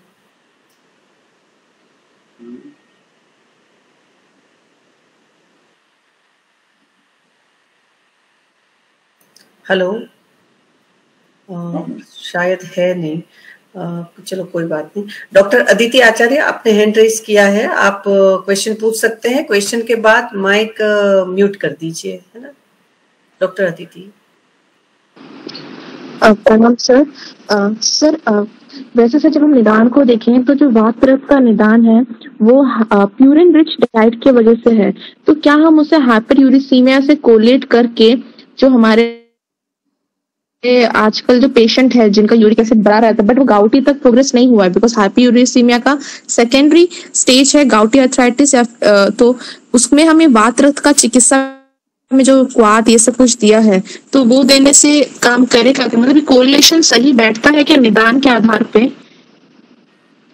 नहीं मैम, कोरिलेशन मुझे लगता है कि करना नहीं चाहिए, है ना, क्योंकि मॉडर्न पूरा व्याधि प्रतिनिधि चिकित्सा के ऊपर चलता है ना, वो ऑर्गन बेस्ड ट्रीटमेंट करता है। हम आयुर्वेद में क्या है, दोष की चिकित्सा करते हैं, है ना। वात रक्त मैंने बताया आपको, वात रक्त संधि की व्याधि नहीं है, वात रक्त कुछ भी कोई भी व्याधि कर सकता है। रक्त दूषित होकर के अगर सिर प्रदेश में जाके ग्रंथि उत्पन्न कर रहा है, शोथ उत्पन्न कर रहा है, तो वो भी वात रक्त ही कहलाएगा, है ना। उसको अर्धित हो जाएगा। मान लीजिए हिमोरेज हो गया किसी को, तो वो भी वात रक्ति है, या हिमोरेज हो गया वो रक्त पित्ती कहलाएगा। वहां हमें रक्त की पित्त की चिकित्सा करनी है, वहां हमें वात रक्त की चिकित्सा करनी है। पहले रक्त का पहले हेतु बंद करने, फिर रक्त दोष की चिकित्सा, रक्त धातु की चिकित्सा करनी है, फिर अंत में वात की चिकित्सा करनी है ना। अब मॉडर्न से कोरिलेशन क्या है, बैठाने की कोशिश करें तो बैठता तो है, लेकिन हर चीज को क्या है मॉडर्न से नहीं करना चाहिए। मेरा मानना ये है कि मॉडर्न क्या है, पूरा व्याधि प्रतिनिधि चिकित्सा के आधार पर चलता है। हम आयुर्वेद जो है हमारा वो दोष हेतु इनका विचार करते हुए चलता है, ठीक है ना। तो मैंने इस पे ज्यादा विचार किया नहीं है जो आपने पूछा है इस पर। नहीं सर, एक्चुअली वो मेरा थीसिस टॉपिक है तो इसलिए मुझे खुद थोड़ा सा डाउट है कि मैं इसका जस्टिफिकेशन किस तरह से दूं। मैं पीजी फर्स्ट ईयर में हूँ तो ये टॉपिक होगी। वात रक्त एक स्पेक्ट्रम ऑफ डिजीज है जैसा मुझे लगता है। निदान के हिसाब से जिस तरह से वो प्रोग्रेशन करता है तो मुझे लगा कि निदान के हिसाब से हाइपरयूरिएसिमिया से कोलेट किया जा सकता है। तो आप ऐसा कीजिए, मेरा नंबर ले लीजिए, मैं आपको मुझे पूछिएगा, मैं आपको कुछ जानकारी लेके फिर बताऊंगा इस चीज, ठीक है। जी जी, thank you so much sir. मैं मैम से फिर आपका नंबर ले लूंगी। Thank you so much sir. Okay, जी जी जी जी। जी धन्यवाद डॉक्टर साहब। डॉक्टर किमाया, आप अपना प्रश्न पूछ सकते हैं। सर, अगर डायबिटीज पेशेंट है और काफी साल से डायबिटीज है, तो उसमें अगर काफ मसल में पेन अगर है पेशेंट को, तो उसमें हम कैसे ट्रीटमेंट देंगे इनकी? अभी इनकी कैसा उसका इनकी जीर्ण संधिवात करके उसको सोचेंगे, संधिवात नहीं लेकिन इनकी वात व्याधि इनकी जीर्ण है, तो थोड़ा मैं इनकी डायबिटीज होने से थोड़ा इनकी मेडिसिन में भी लिमिटेशन आता है, ऐसा मुझे लगता है।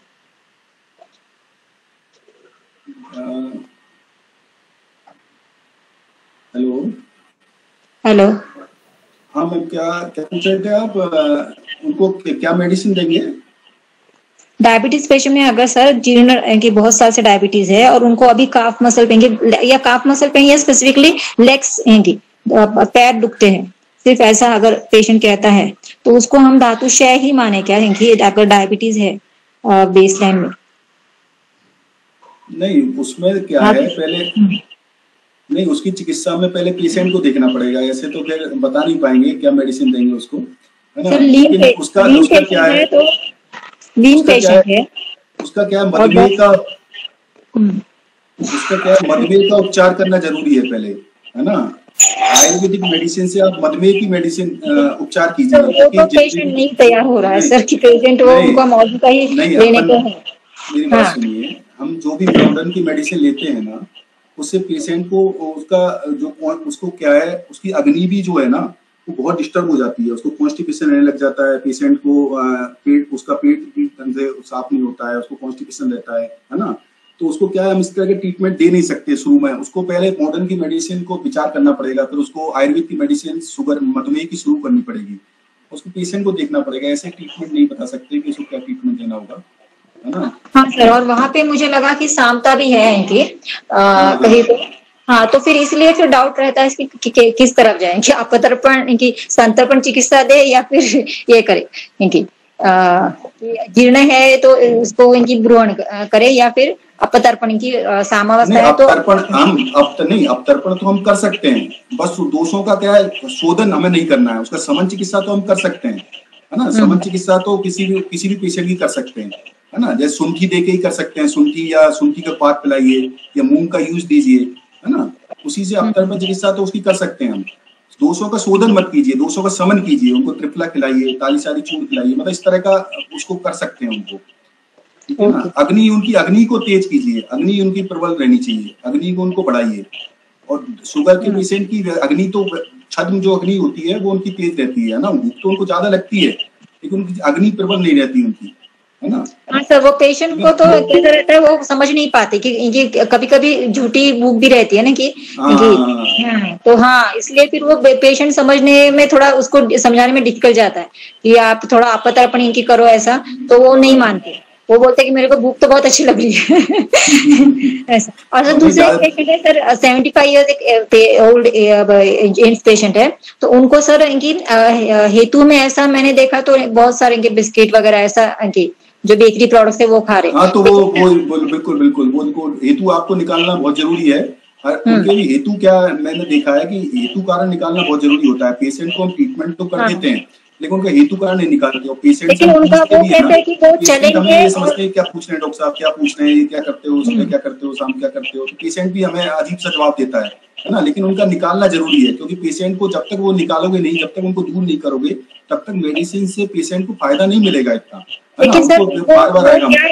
इसमें से कॉन्ट्रैक्ट क्या लगा मुझे कि वो पेशेंट बहुत उनका वॉकिंग बहुत रहता है, तो वो ज्यादा वॉक करेंगे तो वो पेन एग्रेवेट होता है, वो रेस्ट करेंगे तो वो पेन कम हो जाता है, तो इसलिए फिर वो अपतर्पण में ले या फिर वो संतर्पण में ले, ये मैं थोड़ा डाउट हो जाता है। अच्छा। तो पेशेंट के ऊपर है, वेट कितना है उसका देखना पड़ेगा। वो कैसा है, मीडियम पेशेंट है। अगर वो तो आप निकाल सकते हैं उसमें, वो दिन में क्या कितने बजे सुबह कितने बजे उठता है, दिन में सहन तो नहीं करता है ना, खाने पीने का कितना वो उसका टाइमिंग क्या रहता है खाने पीने का, है ना, रात में लेट तो नहीं खाता है, सुबह उसका भोजन पचा हुआ है फिर तो दोबारा भोजन नहीं कर रहा है, सुबह का अगर खाना डाइजेस्ट नहीं हुआ है उसके बाद भी वो ब्रेकफास्ट अगर कंटिन्यू कर रहा है पेशेंट, तो उसको अजीर्णासन बोलेंगे, अध्यसन बोलेंगे, वो भी आम की उत्पत्ति करेगा बॉडी के अंदर, ठीक है ना, तो वो तो देखने से पता चलेगा, पेशेंट से पूछने से पता चलेगी ये सब चीजें। To be on the safer side sir, कभी भी थोड़ा प्रतर्पण से स्टार्ट करेंगे तो अच्छा रहता है, कभी भी बिल्कुल बिल्कुल बिल्कुल बिल्कुल।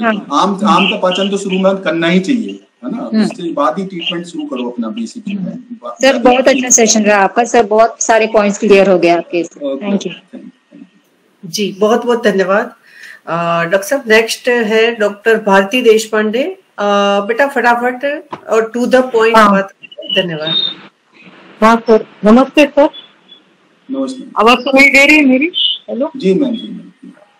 हाँ जी मैम। सर, एक पेशेंट को एक 49 ईयर ओल्ड लेडी है, मेनोपॉज हो गया है उसका, और उसको जो है RA की हिस्ट्री है, उसकी मम्मी को रूमेटॉइड आर्थराइटिस RA पॉजिटिव है, तो इनको भी इंटरमिटेंटली जॉइंट पेनिंग वगैरह होते रहता था, लेकिन अभी जो है फिलहाल उनको क्लैविकल बोन में जैसे स्वेलिंग भी आया है राइट साइड में, और राइट साइड के फोर आर्म मतलब जो अपने खुरपर संधि, मणिबंध संधि और फिंगर्स में ये है, और थोड़ा सा जैसे ब्लैकिश डिस्कलरेशन हुआ है एक्सट्रीमिटी में, प्रॉक्सिमल एक्सट्रीमिटी में, वो एमिलॉइडोसिस बोलते ना उस टाइप से।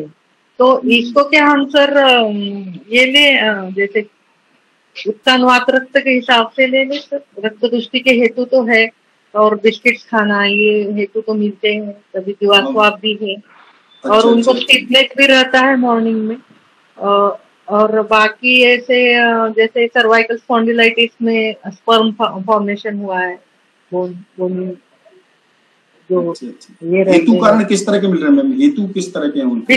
बिस्किट्स वगैरह, मैदा के पदार्थ खाना। अच्छा। हाँ, और जैसे सुबह का खाना 10:30 बजे खा रही है, फिर दोपहर में तुरंत 1:30 बजे खा रही है, फिर 6 अध्यशन हो गया, अजीर्णाशन हो गया। हाँ, पहले तो वो हेतु निकाल के आप। हाँ सर, वो तो सब स्टडी करके बता दिया है, लेकिन मुझे ये लग रहा था कि रक्त दुष्टि कारण है ऐसे, क्योंकि वो बताती है ये जो है ये ब्लैकिश डिस्कलरेशन तो उसको बहुत सालों से है, और बीच बिल्कुल रक्त दुष्टि तो कारण बिल्कुल होगा, है ना, लेकिन पहले आप एक बार उनका आम का पाचन जरूर कर लीजिए, है ना, पहले आम का पाचन कर लीजिए, 2-3 दिन उनको पहले आम पाचन कर लीजिए, लंगन दे दीजिए और सुंठी और एक मूंग का यूज ही पिला दीजिए, 1-2 दिन आम पाचन करके फिर रक्त शोधक मेडिसिन दीजिए उनको, है ना। हाँ, मुझे वही लगा कि मुंगेश्वरी काढ़ा या ये केशर गुड़ वगैरह वही दे।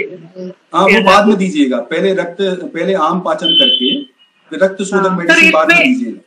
सर इसमें विरेचन का कैसा रोल रहेगा? विरेचन हम दे सकते हैं? क्लासिकल विरेचन दे सकते? नहीं, अगर पेशेंट करवा सके उसकी वो शोधन चिकित्सा तभी करवाना चाहिए जो पेशेंट को देख के, है ना, शोधन चिकित्सा तभी करवाइए आप।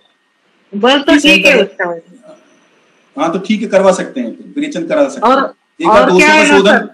हाँ, रूमेटॉइड आर्थराइटिस की हिस्ट्री भी है, उसके बहन को भी है, माँ को भी है। नहीं, रूमेटॉइड आर्थराइटिस से रूमेटॉइड आर्थराइटिस मत समझिए, बिल्कुल कुछ भी नहीं। रूमेटॉइड आर्थराइटिस अलग चीज है, आम बात अलग चीज है। आम बात में मैंने बताया ना, आम बात हृदय रोग भी आम बात हो सकता है ना, वहाँ चिकित्सा में प्रोटोकॉल नहीं बदलेगा, ठीक है ना। रूमेटॉइड आर्थराइटिस अलग चीज है, रूमेटॉइड आर्थराइटिस को आम बात के अंदर ले सकते हैं।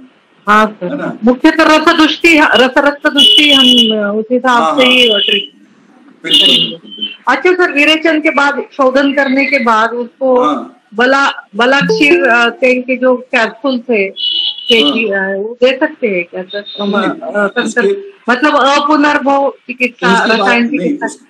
उसके बाद तो आपको संसर्जन क्रम जो बताया गया ना, हाँ वो तो करेंगे, वो करना है, मेन तो वो है, सबसे पहले वो करना है, उसके बाद है ना हल्का। अच्छा, ये संसर्जन क्रम में हमें मेडिसिन कंटिन्यू करना है उनको?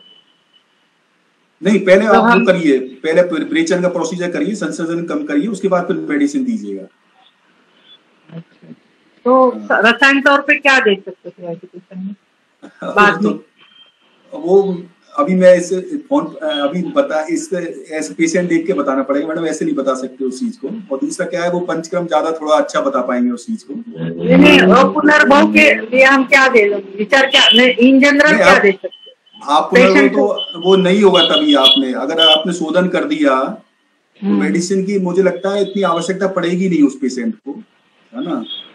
आयुर्वेद शास्त्र में तो यही बताया है, शोधन कर दिया, संसर्जन कम कर दिया। उसने क्या कहा कि मैंने 5-6 साल पहले भी ये सब वमन विरेचन सब किया था और अभी फिर हो रहा है, तो ऐसे तो फिर वो उसे हेतु का उसका वो है, वो हेतु इसी तरह के फिर से सेवन कर रहा है वो, है ना।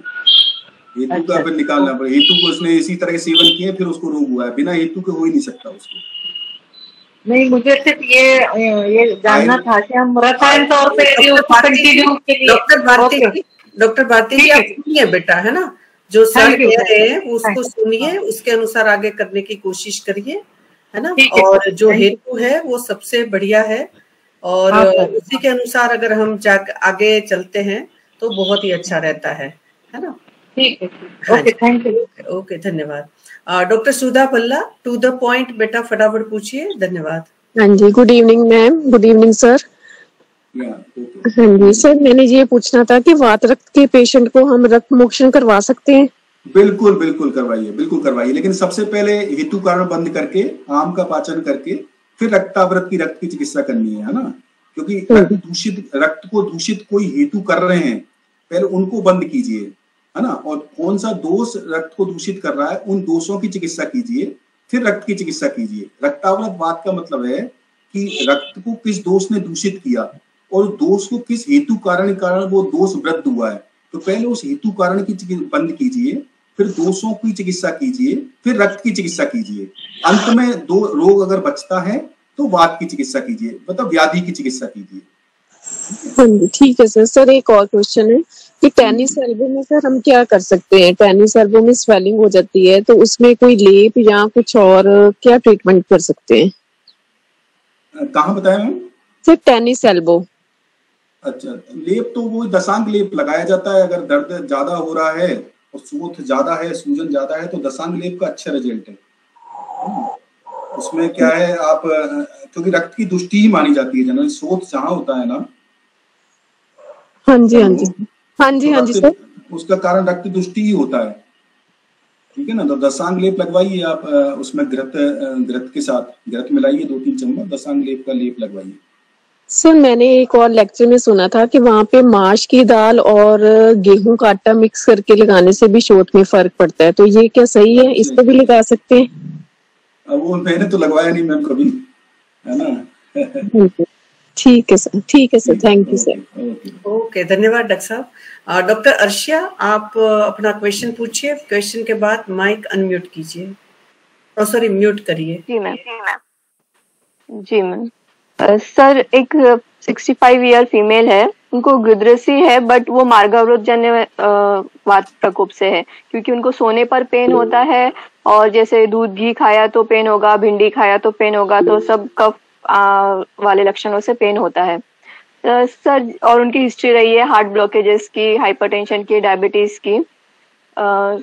सर इनकी जैसे अभी आपने बस्ती का बताया है कि उस स्टार्टिंग में नहीं देनी चाहिए, बट जैसे जो कफ वात शामक तेल होते हैं जैसे सहचर तेल, तो क्या इनकी बस्ती शुरुआत से दे सकते हैं? और इसमें शमन चिकित्सा क्या दे सकते हैं? जी बस्ती का तो वो अंत में बस्ती वात शमन के लिए श्रेष्ठ बताई गई है ना।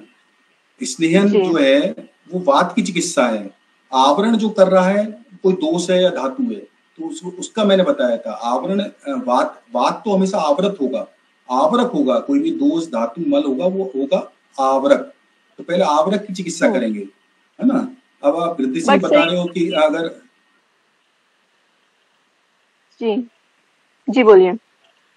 हेलो, वृद्धि में आप बता रहे हैं कि हेतु कारण आपने खुद मिल गए, आपको हेतु कारण, है ना। आपने खुद बताया कि वो बताती है कि इस तरह भिंडी खाते हैं, इस तरह जो भी बताया उन्होंने, आहार विहार, सोने पर ही पेन होता है। तो दिन में सोते, दिन में शयन करना।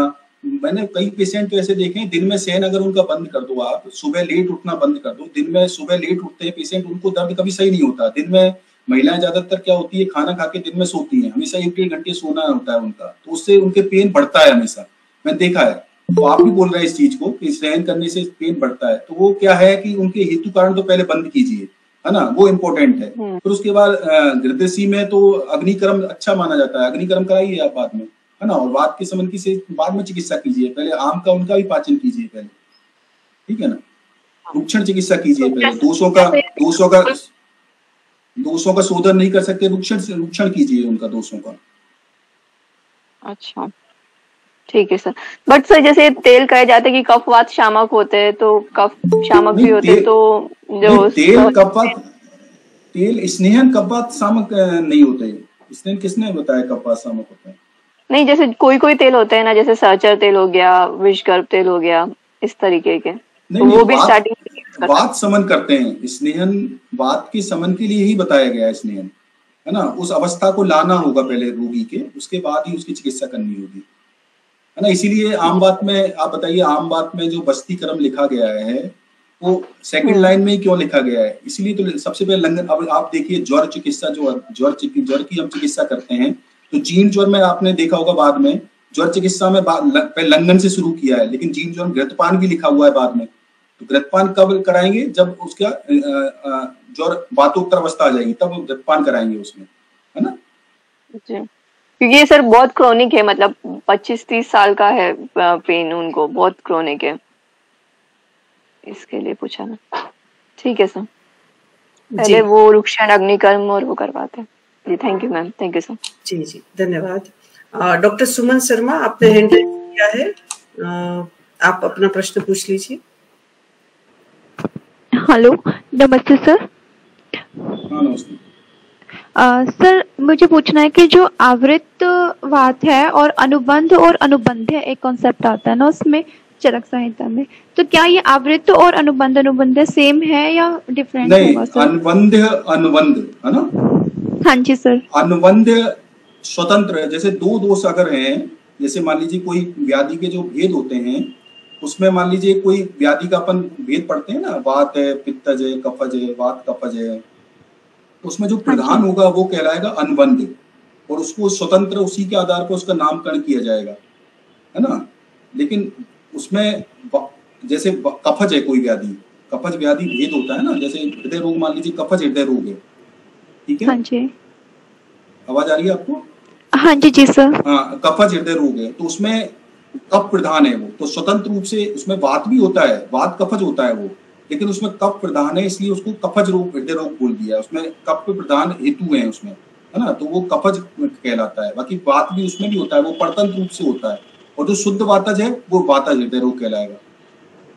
अनुबंध मतलब स्वतंत्र, दोषों के लिए आया है वो, दोषों के लिए आया है वो। तो सर जो आवृत्त वाली आपने अभी बताया था, तो आवृत्त वाले में भी तो सेम सिम्टम्स आते हैं, जैसे रक्त आवृत्त हुआ या फिर कफ आवृत्त वात हुआ, उसमें व्याधि में दोनों के सिम्टम्स आते हैं। और ऐसे ही अभी जो आपने बोला कि हृदय वाला जो है उसमें कफज हृदय रोग जैसे फॉर एग्जांपल के लिए उसमें वात का भी रहेगा, उसमें सिम्टम्स आते हैं पेशेंट को, बिल्कुल रहेगा। तो उसमें हम डिफरेंशिएट कैसे करेंगे सर पेशेंट में, जैसे या क्योंकि सिम्टम्स जो हम चरक में पढ़े तो वो तो सब सेम। हाँ जी, आप खुद ही बता रहे हो ना, जैसे कफ, आप खुद ही बोल रहे हो इस बात को, कफज में कफज के भी लक्षण आते हैं, वात के भी लक्षण आते हैं।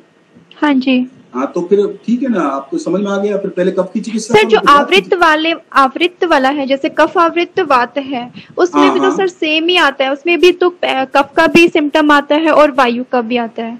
ठीक है, तो डिफरेंशिएट हम कैसे करेंगे कि ये अनुबंध है या अनुबंध्य है या फिर आवृत्त डिजीज में? जैसे हम डायग्नोसिस में लिखेंगे तो उसमें कैसे हम लिखेंगे कि वेदर इट इज अनुबंध्य या फिर आवृत्त वाला फॉर्म में लिखेंगे सर?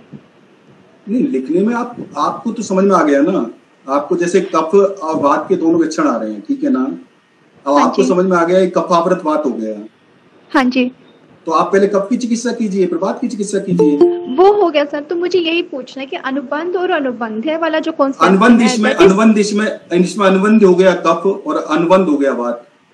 ओके, ठीक है। स्वतंत्र रूप से जो प्रधान है, स्वतंत्र है जो प्रधान है वो कफ हो गया, है ना, इसीलिए उसका नाम कफज हृदय रोग है, इसीलिए नामकरण किया गया है। वो कफज हृदय रोग का मतलब स्वतंत्र रूप से कोई भी जो आहार विहार जो भी हम करते हैं वो स्वतंत्र रूप से दोषों का, हम ऐसा तो होता नहीं है कि हम उष्ण खाते हैं, ऐसा भी नहीं होता हम गुरु खाते हैं, ऐसा भी नहीं होता हम रुक्ष खाते हैं, हम सब दोषों को बढ़ाने वाले आहार खाते हैं, है ना। तो उसमें जो प्रधान रूप से बढ़ रहा है वो स्वतंत्र हो गया, वही अनुबंध हो गया, और जो अप्रधान है वो परतंत्र हो गया, वही उसका वो हो गया। ये दोषों हेतु कारण वो अलग चीज है, स्वतंत्र परतंत्र, ये अनुबंध अलग चीज है, ठीक है ना। इसको टाइप्स के अनुसार देखिए। तो जो कफावृत वात में होगा तो उसमें हम ये समझ सकते हैं उसको कि भी जो इसमें अनुबंध है वो वात है और अनुबंध है वो कफ है, या अनवंध्य प्रधान है वो कफ है, वो कफ है। तो कफावृत वात में हम ये समझ सकते हैं सर क्या? बिल्कुल बिल्कुल। Okay, thank you sir. जी बहुत बहुत धन्यवाद डॉक्टर साहब। बहुत सारे प्रश्न है और सभी प्रश्नकर्ताओं को भी नमस्कार कि कहीं न कहीं प्रश्नों के माध्यम से हमारे विचार स्पंदित होते हैं और कहीं न कहीं हम ज्यादा ज्ञान की अपेक्षा लिए, लालसा लिए, जिज्ञासा लिए आगे बढ़ते हैं। और सभी से मेरा निवेदन है कि प्रत्येक दिन 1-2 श्लोक या 1 पेज चरक संहिता, सुश्रुत संहिता, अष्टांग हृदय, कोई किसी का भी अगर अनुशीलन शुरू रखेंगे तो कहीं ना कहीं बहुत अच्छी तरीके से आप बहुत सारे प्रश्नों के आंसर कर सकते हैं और कहीं ना कहीं वो हमें एक उचित स्थान पर पहुंचाते हैं और हम चिकित्सक के भूमिका को बहुत अच्छी तरीके से अदा कर पाते हैं। आज के व्याख्यान के लिए मैं डॉक्टर राकेश जी का तहे दिल से विश्व आयुर्वेद परिषद की इस व्याख्यान माला की ओर से बहुत बहुत धन्यवाद करती हूँ कि आपका हमें ज्ञान यज्ञ में बहुत अच्छा साथ मिला और इसके माध्यम से हम बहुत अच्छी तरीके से इतना अच्छा ज्ञान वर्धक व्याख्यान सभी के सामने रख पाए। बहुत बहुत धन्यवाद डॉक्टर साहब। और थैंक यू वेरी मच जी। और इस व्याख्यान के साथ साथ नंबर सर नंबर देंगे आप? जी जी चैट में अपना जी जी जी सर आपके नंबर के लिए लिख लीजिए जी। ओके जी मैम लिख लीजिए 99 जी 07 08 2270 2270। ओके, मैंने बॉक्स में डाला है, आप वहां से कॉपी कर सकते हैं सभी पार्टिसिपेंट्स के लिए। और जी डॉक्टर भारती मैडम ये पूछना था कि आपके ये लेक्चर्स कहाँ सुन पाएंगे हम लोग? यूट्यूब चैनल है वैप जयपुर। और आप किसी ग्रुप में है? नहीं, मुझे नंबर मेरा ऐड कराना है आपके ग्रुप। मैं अपना नंबर डाल रही हूँ, उस पे आप एक मैसेज डालिए, मैं आपको ग्रुप में डाल देती हूँ। और वहां में यूट्यूब चैनल भी है जिसके ऊपर 242 से ये व्याख्यान ऑनलाइन है और जिसकी रिकॉर्डिंग्स है अपने पास। और आप बहुत सारे 170 से ज्यादा स्टडी सर्कल है नाम उसका। जी जी जी जी स्टडी सर्कल में आप मेरे नंबर डाला है 925 मेरा नंबर है, तो आप एक बार देख 925 तो मैं करती हूँ। और कुछ व्याख्यान अपलोड नहीं हो पाए हैं क्योंकि वो कहीं ना कहीं हमारी ओर से गलती रही रिकॉर्डिंग के समय, या कई बार लैपटॉप ने साथ छोड़ दिया, ऐसा कुछ रहा है। इसलिए करीब जो भी मेरे से हुआ है वो सारे उस पे उपलब्ध है, तो आप वहां उसको समझ सकते हैं, सुन सकते हैं। ठीक है, थैंक यू मैडम। जी जी जी धन्यवाद। आशा करती हूँ कि अध्ययन भी सारे चिकित्सक कहीं ना कहीं चालू रखेंगे, क्योंकि जब भी हम अध्ययन चालू रखते हैं, लगातार करते हैं, तो एक अच्छे मुकाम पर पहुंचने में आसानी रहती है। और डॉक्टर देव वो YouTube चैनल पर है ना, एक बार आप उस पे ग्रुप को ज्वाइन कर लीजिए। मैंने अपने फेसबुक अकाउंट मेरे नाम से ही है, हेतल हरीश भाई दवे, उसके ऊपर भी प्रत्येक उसकी ये लिंक रहती है, तो वहां से अभी व्हाट्सएप लिंक भी डाली है। अगर आप वो ज्वाइन कर लेते हैं तो it's very easy to join the lecture और सी द यूट्यूब चैनल। बहुत बहुत धन्यवाद। और आज के व्याख्यान के लिए मैं सबसे अंत में डॉक्टर विवेक दुबे जी को आमंत्रित करना चाहूंगी और उनका विशेष धन्यवाद भी करना चाहूंगी कि जिनके माध्यम से हमें डॉक्टर साहब से हमारा मिलना हो गया और इतना अच्छा लेक्चर सुनने को मिला। डॉक्टर विवेक दुबे जी।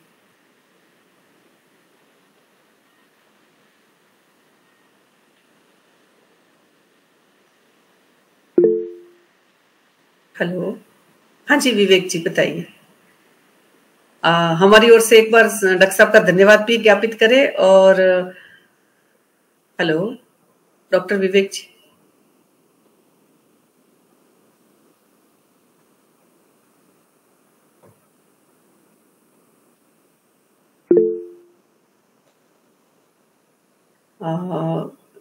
जी डॉक्टर साहब कैमरा ऑफ है। अच्छा, आपका अनम्यूट नहीं हो रहा है ऐसे माइक। विवेक जी नमस्कार। जी नमस्कार डॉक्टर साहब। जी हाँ नमस्कार जी।